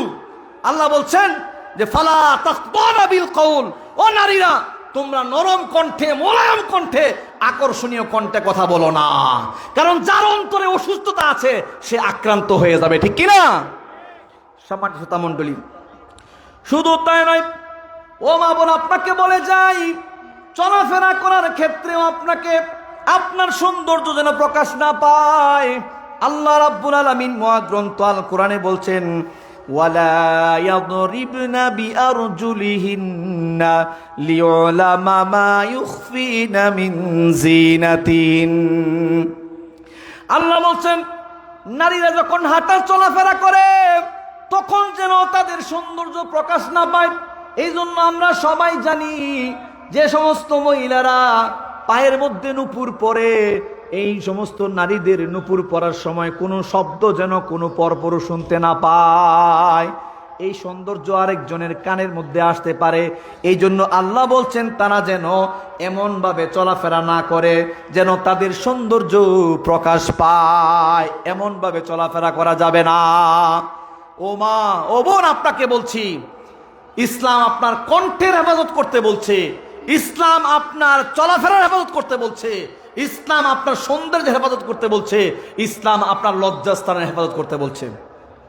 আজকে আমরা অনেক সময় দেখি যারা একটু বেশি পড়াশোনা করে, বিশেষ করে বিশ্ববিদ্যালয়গুলোতে যারা পড়াশোনা করে, তারা অনেকে বলে যে হিজাব পরে কি লাভ, কেন আমি হিজাব পরব, কেন আমি পর্দা করব, কি দরকার আমার পর্দা করার। এই কথাগুলো বলে কি বলে না? সমাজে আছে না নাই? এই জন্য বলে যে ইসলামের 5টা স্তম্ভ। কয়টা স্তম্ভ? নামাজ, রোজা, হজ, যাকাত, তারপরে কি নামাজ, কালিমা, কালিমা, নামাজ, রোজা, হজ, যাকাত, এরকম আছে না 5টা? তো আল্লাহ যে 5টা স্তম্ভ দিছে এটার মধ্যে তো পর্দার কথা নাই, আছে কি পর্দার কথা? তো এই জন্য তারা বলে যে আল্লাহ 5টা স্তম্ভ দিয়েছে, এই 5টা স্তম্ভের ভিতরে পর্দার কথা নাই, সুতরাং পর্দা ইসলামের কোনো গুরুত্বপূর্ণ বিষয় না। এরকম বলে কি বলে না? শুধু তাই নয়, তারা বলে যে 5 ওয়াক্ত নামাজ পড়বো আর ভদ্রভাবে চলবো, বাস এনাফ, আর কিচ্ছু লাগবে না। এই জন্য আপনার অনেকে পর্দা করতে গিয়ে বা পর্দার কথা বললে বলে অসম্ভব গরম লাগে। এখন আমরা স্কুলে পড়াশোনা করি, কলেজে পড়াশোনা করি, বিশ্ববিদ্যালয়ে পড়াশোনা করি, চাকরি বাকরি করি, এত কিছুর মধ্যে আবার পর্দা করে হিজাব পরে বুরকা পরে চলাফেরা করা যায় কিনা? সুতরাং আমরা ধর্মের 5টা স্তম্ভ মানি, ভদ্রভাবে চলাফেরা করি, বাস এনাফ, পর্দার কোনো দরকার নাই। এরকম আছে না নাই সমাজে? এরকম বহু লোক আমরা এরকম কথা বলে থাকি। সম্মানিত শ্রোতামণ্ডলী, পর্দার কি দরকার? এই যে আমরা এই কথাটা বলছি, আমাদের এটার বোঝা দরকার। সালাত কার নির্দেশ? নামাজ কার নির্দেশ? রোজা কার নির্দেশ? যাকাত কার নির্দেশ? হজ কার নির্দেশ? যে আল্লাহ সালাতের নির্দেশ দিয়েছেন, যে আল্লাহ সিয়ামের নির্দেশ দিয়েছেন, যে আল্লাহ যাকাতের নির্দেশ দিয়েছেন, যে আল্লাহ হজের নির্দেশ দিয়েছেন, সেই একই আল্লাহ নির্দেশ দিয়েছেন তোমরা মহিলারা পর্দা করে চলো, ঘরের ভিতরে থাকো, বের হবা না। বলছে কি বলে নাই? আল্লাহ রাব্বুল বলছেন, ওয়ামা কানা লিমুমিনিন ওয়ালা মুমিনাতিন ইযা কাদাল্লাহু ওয়া রাসূলুহু আমরান আইয়াকুনা লাহুমুল খিয়ারাতু মিন আমরিহিম। আল্লাহ রাব্বুল আলামিন সূরাতুল হাজরে বলছেন, আল্লাহ রাব্বুল আলামিন যখন কোনো বিষয়ে নির্দেশ দিয়ে দেন, কোনো মুমিন কোনো নারীর ইখতিয়ার নাই ওইটা বিরোধী করা বা ওইটার বিরুদ্ধচারণ করা বা ওইটা অমান্য করার কোনো ইখতিয়ার নাই। কোনো মুমিন পুরুষ কোনো মুমিন নারীর এই ইখতিয়ার নাই, এই অধিকার নাই। আল্লাহ যে বিষয় নির্দেশ দিয়েছেন তাকে বিনা বাক্য বেয়ে সে নির্দেশ মেনে নিতে হবে। আল্লাহ বলছে যারা মানবে না, ওয়া মাইয়াসিল্লাহা ওয়া রাসূলাহু ফাকাদ দাল্লা দালালান মুবিনা। যে সমস্ত ব্যক্তিরা আল্লাহ নির্দেশকে অমান্য করলো তারা সুস্পষ্ট পথভ্রষ্টতায় নিমজ্জিত। সুতরাং আল্লাহ যখন আমাদেরকে পর্দার কথা বলছে, পর্দা অবশ্যই করতে হবে, পর্দার বাইরে যাওয়া যাবে না। সম্মানিত শ্রোতা মণ্ডলী, 2 নাম্বার বিষয় হলো যে দেখবেন আমাদের সমাজে অনেক মা, অনেক বোন, অনেক মায়েরা তাদের যুবতী নারীদেরকে পর্দা করান, যুবতী নারীকে যুবতী মেয়েকে পর্দা করান, নিজেও পর্দা করেন, আলহামদুলিল্লাহ ভালো। কিন্তু আবার এমন মধ্যবয়সী বা বৃদ্ধ মাকে চিনি, নারীকে চিনি, যিনি নিজে পর্দা করেন কিন্তু তার যুবতী সুন্দরী মেয়েটাকে বেপর্দায় করে, অর্ধনগ্ন করে, সুন্দরী আকর্ষণীয় পোশাক পরিয়ে স্কুলে কলেজে মার্কেটে বিভিন্ন জায়গায় বেড়াতে যায়। আসে না এরকম? আপনি যদি যান এই রাস্তায় 300 ফিটে যান, নীলা মার্কেটে যান, যমুনা ফিউচারে যান, হাজার হাজার মেয়ে দেখবেন আজকে রাস্তায় অর্ধনগ্ন হয়ে চলছে, তার সাথে তার মাটা আছে, মাথায় হিজাব পরে বুরকা পরে, এরকম মা আছে না নাই? অথচ পর্দা কার করা উচিত? কে করবে পর্দা? এই যুবতী নারীর পর্দা করা উচিত না? আরে যে মহিলার চামড়া বলতে গেছে, যে মহিলা বৃদ্ধ হয়ে গেছে, যে মহিলার চুল পেকে গেছে, যে মহিলার আকর্ষণ কমে গেছে, সেই মহিলার দিকে পুরুষ তাকাবে নাকি তার যুবতী মেয়ের দিকে তাকাবে বলেন? অথচ উল্টা জিনিস, উল্টা হয়ে গেছে, আজকে সব উল্টে গেছে। আজকে যাদের পর্দা করা উচিত তারা পর্দা করে না, আর যাদের পর্দার গুরুত্ব কম তারাই আজকে বেশি বেশি পর্দা করছে। সম্মানিত শ্রোতা মণ্ডলী, পর্দা একটা গুরুত্বপূর্ণ জিনিস, সম্মানী জিনিস। পর্দা মানুষকে সম্মানিত করে, পর্দা মানুষকে ইজ্জত দেয়, পর্দা সমাজে শান্তি শৃঙ্খলা ফিরিয়ে নিয়ে আসে। আপনারা জানেন এই পৃথিবীতে আগে প্রথম দিকে টাকা ছিল স্বর্ণ আর রৌপ্যের টাকা ছিল, কাগজের টাকা ছিল না। এই কাগজের টাকা কোত্থেকে আসলো? এই কাগজের টাকা ছিল না, স্বর্ণ রৌপ্যের টাকা ছিল। তো মানুষ স্বর্ণ রৌপ্যের টাকা জমা করত। এই স্বর্ণ রৌপ্যের টাকা যখন জমা করতে থাকে এক পর্যায়ে যার কাছে জমা করে, স্বর্ণকারের কাছে জমা করে, তো স্বর্ণকার তার এই টাকাটা বা এই স্বর্ণটা বা রৌপ্যটা বা টাকাটা নিয়ে একটা রসিদ দিত। রসিদ, ওই রসিদের মধ্যে স্বর্ণ জমাকারীর নাম, স্বর্ণের পরিমাণ এবং এই লোকের ঠিকানা লিখে রাখত। এইভাবে করে যখন ওই যিনি স্বর্ণ জমা করেছেন তিনি আসছেন স্বর্ণ নেওয়ার জন্য, এই যে আসেন যান এটা কষ্ট হয়। এর চাইতে দেখা গেল যে এই যে রসিদ দিল, জমা রসিদ, এই রসিদটা লেনদেন করা সহজ। কারণ স্বর্ণকারের কাছ থেকে স্বর্ণ উঠাইয়া আবার টাকা দেওয়া এটা কঠিন। সুতরাং রসিদটা দিয়ে দিলেই কি হয়ে যায়, এই সহজ হয়ে গেল। এই সহজ যখন দিন দিন হতে লাগলো, তখন মানুষেরা এই রসিদ ব্যবহার করা শুরু করলো। স্বর্ণকার কাছে স্বর্ণ থেকেই গেল রসিদ ব্যবহার করা। আস্তে আস্তে বাড়তে বাড়তে এক পর্যায়ে মানুষকে লেখা থাকলো এই কাগজের টাকা তৈরি হলো, সেখানে লেখা থাকলো স্বর্ণে রূপান্তরযোগ্য কাগজি মুদ্রা। ভালো করে বুঝবেন, স্বর্ণ রূপান্তরযোগ্য কাগজি মুদ্রা এটা লেখা ছিল। এরপরে আপনার যখন এই টাকা মানুষ এভাবে জমা করে, তখন এই টাকা লেনদেন করে দোকানে যায়, মার্কেটে যায়, এই টাকা লেনদেন শুরু হয়ে যায়। এখানে বুঝার বিষয় হলো কাগজি মুদ্রার মধ্যে লেখা থাকে চাহিবা মাত্র ইহার বাহককে দিতে বাধ্য থাকিবে, আছে না নাই? আচ্ছা, কিন্তু এই কাগজি টাকা যেটা আছে স্বর্ণে রূপান্তরযোগ্য, এখন কিন্তু স্বর্ণে রূপান্তর করা যায় না, যায় কি? স্বর্ণে রূপান্তর করা যায় না। এই কাগজি মুদ্রাটা কোনো কারণে যদি কেটে যায় বা পোকায় খেয়ে ফেলে অথবা আগুনে একটা সাইড পুড়ে যায়, বলেন তো দেখি এই টাকা কি লেনদেন করতে পারবেন? এই টাকা যদি কেটে টুকরো টুকরো করেন, এই টাকার দাম আছে? কথা বলেন নাকি? এই টাকার দাম আছে? দাম নাই। কিন্তু স্বর্ণ যেটা আছে, স্বর্ণ এবং রৌপ্য যেটা টাকা হিসেবে ব্যবহার হতো, এইটার নিজস্ব একটা মূল্য আছে। এটার ক্রয় ক্ষমতা ছাড়াও নিজস্ব একটা মূল্য আছে না নাই? কারণ স্বর্ণ সবচেয়ে দামি জিনিস, সবচেয়ে দামি জিনিস। আর স্বর্ণ যদি কেটে টুকরা টুকরা করেন, তাহলে এই স্বর্ণের দাম আছে না নাই? টাকা যদি কেটে টুকরা টুকরা করেন, এই টাকা কি কাজে লাগাতে পারবেন? তাহলে কাগজি টাকার ক্রয় ক্ষমতা আছে কিন্তু নিজস্ব কোনো মূল্য, আর স্বর্ণের ক্রয় ক্ষমতা থাকার সাথে সাথে এর নিজস্ব একটা দাম আছে। কেটে টুকরা টুকরা করলেও এইটার দাম আছে না নাই? সম্মানিত শ্রোতা মণ্ডলী, ঠিক একইভাবে যেই মেয়েটা পর্দা করে, যেই মেয়েটা আল্লাহকে ভয় করে চলে, যেই মেয়েটা শালীনতার সাথে চলে, এই মেয়ের সামাজিক মর্যাদার পাশাপাশি তার নিজস্ব একটা মূল্য আছে, আছে না নাই? আর যে মেয়ে বেপর্দা হয়ে চলে, হাজারটা ছেলের সাথে সম্পর্ক করে, এই মেয়েকে দেখতে সুন্দর হলেও মানুষ সাময়িক মূল্যায়ন করলেও এর নিজস্ব কোনো মূল্য নাই। মানুষ তাকে সাময়িক মূল্য করে কিন্তু দীর্ঘস্থায়ী তাকে সম্মান করে না, ঠিক কিনা? যত সুন্দর হোক, ওই মেয়ের সাথে সাময়িক সম্পর্ক করতে চায় কিন্তু তার সাথে বিবাহের বন্ধনে আবদ্ধ হতে চায় না, কারণ তার চরিত্র খারাপ। আর চরিত্র খারাপ মেয়েকে কোনো ছেলে বিবাহ করতে রাজি হয় না, ঠিক কিনা? আর যে মেয়ে পর্দা করে, আল্লাহকে ভয় করে চলে, সমাজ মূল্যায়ন করে, নিজের ব্যক্তিগত দাম আছে, তাকে মানুষরা বিবাহ করতে রাজি আছে না নাই? আরেকটা বাস্তব এক্সাম্পল আপনাদেরকে দেই। ঢাকা শহরে গাড়িতে চলবেন, গাড়িতে চলতে গিয়ে দেখবেন অনেক সময় প্যান্ট পরা, গেঞ্জি পরা, টাইট ফিট আটো পোশাক পরা, মাথার চুলগুলো বিভিন্ন রঙে রঙিন করা, বিভিন্ন ঢঙে ঢং করা। এই মেয়েরা যখন গাড়ির মধ্যে উঠছে, সিট একটাও খালি নাই। দেখবেন এই মেয়েকে কোনো একটা ছেলে বা পুরুষ তার সিটটা খালি করে বসতে দেয় না, ঠিক কিনা? কিন্তু দেখবেন এরকম হাজারো ঘটনা আছে। ঢাকা শহরে গাড়ির মধ্যে মানুষ পড়ে আছে, সেখানে একটা পর্দাশীল হিজাব পরা একটা মেয়ে, ভদ্র সভ্য ঘরের একটা মেয়ে দেখা যাচ্ছে পর্দা করে হাত মোজা বামোজা পরে আছে, কিন্তু সিট একটাও নাই।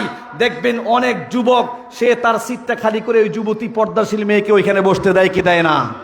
আছে না নাই? ঠিক এরকমেরই, কারণ এই মেয়েটা হলো ওই স্বর্ণের মতো, যে যার ক্রয় ক্ষমতা থাকার সাথে সাথে তার নিজস্ব একটা মূল্য আছে। পর্দাশীল মেয়ের সামাজিক মূল্য আছে, নিজস্ব মূল্য আছে, সবচেয়ে বেশি মূল্য আছে জোরে বলেন কার কাছে? জোরে বলেন কার কাছে? সম্মানিত শ্রোতা মণ্ডলী, তাই আমি যে কথা বলতে চাচ্ছিলাম যে আল্লাহ সুবহানাহু ওয়া তাআলা এই পর্দার মাধ্যমে নারীদেরকে সম্মানিত করেছেন, নারীদেরকে ইজ্জত দিয়েছেন। কারণ আমরা সবাই জানি দামি জিনিস স্বর্ণ, আপনি যাবেন জুয়েলার্সে যাবেন, স্বর্ণ কি এরকম বাজারে যেরকম আপনার ফেরিওয়ালারা এই যে আপনার আংটি বিক্রি করে, চেইন বিক্রি করে, স্বর্ণের দোকানে কি এরকম ওপেন রাখে? স্বর্ণকে ওপেন রাখে? স্বর্ণ দামি জিনিস, সিকিউরিটির ব্যবস্থা আছে। ওইখানে দেখবেন দোকানদের হাতে পিস্তলও আছে। যদি কেউ ছিনতাই করতে, ডাকাতি করতে আসে, তাহলে তারা পিস্তল ব্যবহার করার অধিকার রাখে কি রাখে না? দামি জিনিস হেফাজত করে রাখে।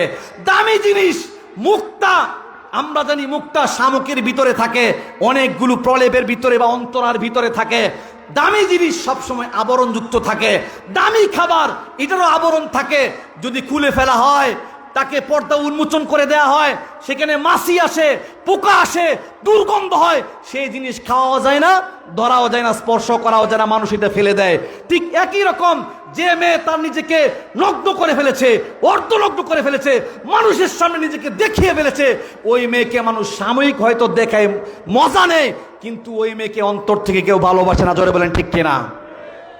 সম্মানিত শ্রোতা মণ্ডলী, এজন্য আল্লাহ রাব্বুল আলামিন মহাগ্রন্থ আল কোরআনে বলছেন, ওয়ালিয়াদরিবনা বিখুমুরিহিন্না আলা জুয়ুবিহিন্না, তারা যেন তাদের নিজেদেরকে খিমার দিয়ে, ওড়না অথবা স্কার্ফ দিয়ে নিজের বুকের উপরে কাপড়টা টেনে দেয়। আর আজকে আমরা সমাজে দেখি অনেক মেয়েদেরকে, আগে 3 পিস কাপড় পরতো, এখন 3 পিসও পরে না, 2 পিস। কয় পিস? 2 পিসের এমন অবস্থা, 2 পিসের এমন অবস্থা, এত আটোসাট, এত টাইট ফিট পোশাক। একটা বাবা তিনি তার মেয়েকে দেখেও লজ্জিত হন। আপনি যদি গুলশান 2 যান, গুলশানের দিকে যান, বনানী যান, বাড়িদারা যান, দেখবেন এরকম টাইস পরে আছে মহিলা, এমন গেঞ্জি পরে আছে, যে একজন বাবার সাথে তার মেয়ে, যুবতী মেয়েটা হেঁটে যায়। যে জিনিস পিতা মাতা, যে জিনিস পিতা দেখতে পারবে না, যে জিনিস আপন ভাই দেখতে পারবে না, যে জিনিস তার নিজের সন্তান দেখতে পারবে না, সে জিনিস আজকে মানুষদেরকে দেখিয়ে বেড়ায়। আছে না নাই? এই জন্য কবি বলেছেন, পাপাচারের কালো মেঘে ধরা হলো ঘুর আদিয়ার, সময় ভীষণ কঠিন এখন, হে মুসলিম হুঁশিয়ার হুঁশিয়ার। অলস জড়তা করি পরিহার, অলস জড়তা করি পরিহার, জাগো দেখি একবার, সময় ভীষণ কঠিন এখন, হে মুসলিম হুঁশিয়ার হুঁশিয়ার। তাকবীরের ওই বজ্র মিলাদে, তাকবীরের ওই বজ্র মিলাদে কাঁপাও বিশ্ব দুর্রিমান। তুমি যে খালেদ তারেক মুসা, তুমি আলী হায়দার, সময় ভীষণ কঠিন এখন, হে মুসলিম হুঁশিয়ার হুঁশিয়ার। বীরের জাতি বীরের বেশে সবে হৌ দেখি আগুয়ান, এক হাতে লয়ে কালামুল্লাহ, এক হাতে তলোয়ার, সময় ভীষণ কঠিন এখন, হে মুসলিম হুঁশিয়ার হুঁশিয়ার। মানুষ এখন মত্ত মাতাল, মানুষ এখন মত্ত মাতাল, চুরি ডাকাতি নাচ গান জুয়ায় তারিয়ায়। মানুষ এখন মত্ত মাতাল, চুরি ডাকাতি নাচ গান জুয়ায় তারিয়ায়। পাওয়া যায় না কোথাও আল কোরআনের প্রকৃত খরিদ্দার, সময় ভীষণ কঠিন এখন, হে মুসলিম হুঁশিয়ার হুঁশিয়ার। ঠিক কিনা? সময়টা এখন বিশাল কঠিন। এখন মানুষ সকালে ইমানদার, সন্ধ্যায় বেঈমানদার, আবার সন্ধ্যায় ইমানদার, আবার সকালবেলায় বেঈমান হয়ে যাচ্ছে। এই ফিতনার যুগে আমরা চলছি, চতুর্দিকে ফিতনা, চতুর্দিকে অন্যায় অপকর্ম, আর এই বেপরদা সয়লাভ হয়ে যাচ্ছে। সম্মানিত শ্রোতা মণ্ডলী, তাই আমরা আসুন, আমরা নিজেরা পর্দা করি, আমাদের মেয়েদেরকে পর্দা করাই, আমরা যেন পর্দার দিকে এগিয়ে যাই। আমরা আজকে দেখতে পাচ্ছি, আপনারা জানেন, এক বাউল সরকার, আবুল সরকার, সে আল্লাহ রাব্বুল আলামিনকে নিয়ে কটাক্ষ করেছে, আল্লাহ রাব্বুল আলামিনকে নিয়ে অশ্লীল বাক্য বলেছে। অথচ আমরা দেখি যে আল্লাহ রাব্বুল আলামিনকে যখন নাকি অন্যায়ভাবে এইরকম অশ্লীল বাক্য বলেছে, কিছু লোক এই আবুল সরকারের বিরুদ্ধে অবস্থান নেয় নাই। ঠিক কিনা? আমরা দেখেছি তাদেরকে, যে আবুল সরকারকে যখন গ্রেফতার করা হয়েছে, তখন আবুল সরকারকে বাঁচানোর জন্য বাংলাদেশের বহু রাজনৈতিক ব্যক্তিত্বরা তাকে বাঁচানোর জন্য উঠে পড়ে লেগেছে। ঠিক কিনা? আমরা বলতে চাই, যখন এরকম ইসলামের পর্দার বিরুদ্ধে কথা বলা হয়, পর্দার কারণে মেয়েদেরকে স্কুল থেকে বের করে দেওয়া হয়, পর্দার কারণে কলেজ থেকে বের করে দেওয়া হয়, পর্দার কারণে পরীক্ষার হল থেকে বের করে দেওয়া হয়, তখন কিন্তু তোমাদেরকে এই পর্দার পক্ষে কথা বলতে আমরা দেখি নাই, তখন কিন্তু ইসলামের পক্ষে কথা বলতে আমরা শুনি নাই। আবার আবুল সরকার যখন নাকি ইসলামের বিরুদ্ধে কথা বলেছে, তখনও তোমাদেরকে আমরা ইসলামের পক্ষে কথা বলতে দেখি না, আল্লাহর পক্ষে কথা বলতে দেখি নাই। যে আমরা দেখি এই সমস্ত ব্যক্তিরা দুরভিসন্ধমূলক ইচ্ছাকৃতভাবে সমাজের মানুষের মধ্যে শান্তি শৃঙ্খলা নষ্ট করে সমাজে ফাটল সৃষ্টি করতে চায়, এই সুশীলরা আর এই বিশিষ্টজনরা অথবা এই রাজনীতিবিদরা, তখন কিছু লোক তাদের পক্ষে মিডিয়াতে কথা বলে, পত্রিকায় কথা বলে, ঠিক না? 24-এর এই দেশ, 24-এর পর থেকে নতুন বাংলাদেশের সৃষ্টি হয়েছে। রাজনৈতিক দলের প্রত্যেকটা নেতাকে বলে দিতে চাই, যদি ইসলামকে মূল্যায়ন করেন, আমরা দেশের লোকেরা আপনাদেরকে মূল্যায়ন করব। ইসলামকে কোনোভাবে যদি অপমান করেন, আমরা কিন্তু আপনাদেরকে ছেড়ে দিব না, আমরা আপনাদেরকে বুঝিয়ে দিব 24-এর পর থেকে এই দেশ আগের ফেসিস্ট সময়ের মতো না, কেউ আবার ফেসিস্ট হতে পারবে না। সুতরাং ইসলামের পক্ষে যারা থাকবে, আমরাও তাদের পক্ষে থাকতে রাজি আছি ইনশাআল্লাহ। আল্লাহ আমাদের সকলকে কবুল করুন, আমিন। ওয়া আখিরু দাওয়ানা আনিল হামদুলিল্লাহি রাব্বিল আলামিন। আসসালামু আলাইকুম ওয়া রাহমাতুল্লাহি ওয়া বারাকাতুহু।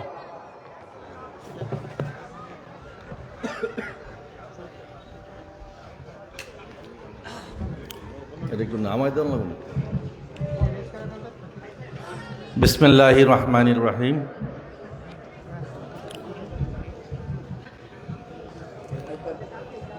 সম্মানিত উপস্থিতি, আসসালামু আলাইকুম। পূর্বাচল আল হাদিস জামে মসজিদ কর্তৃক আয়োজিত 2025 ইংশনের বার্ষিক ওয়াজ মাহফিল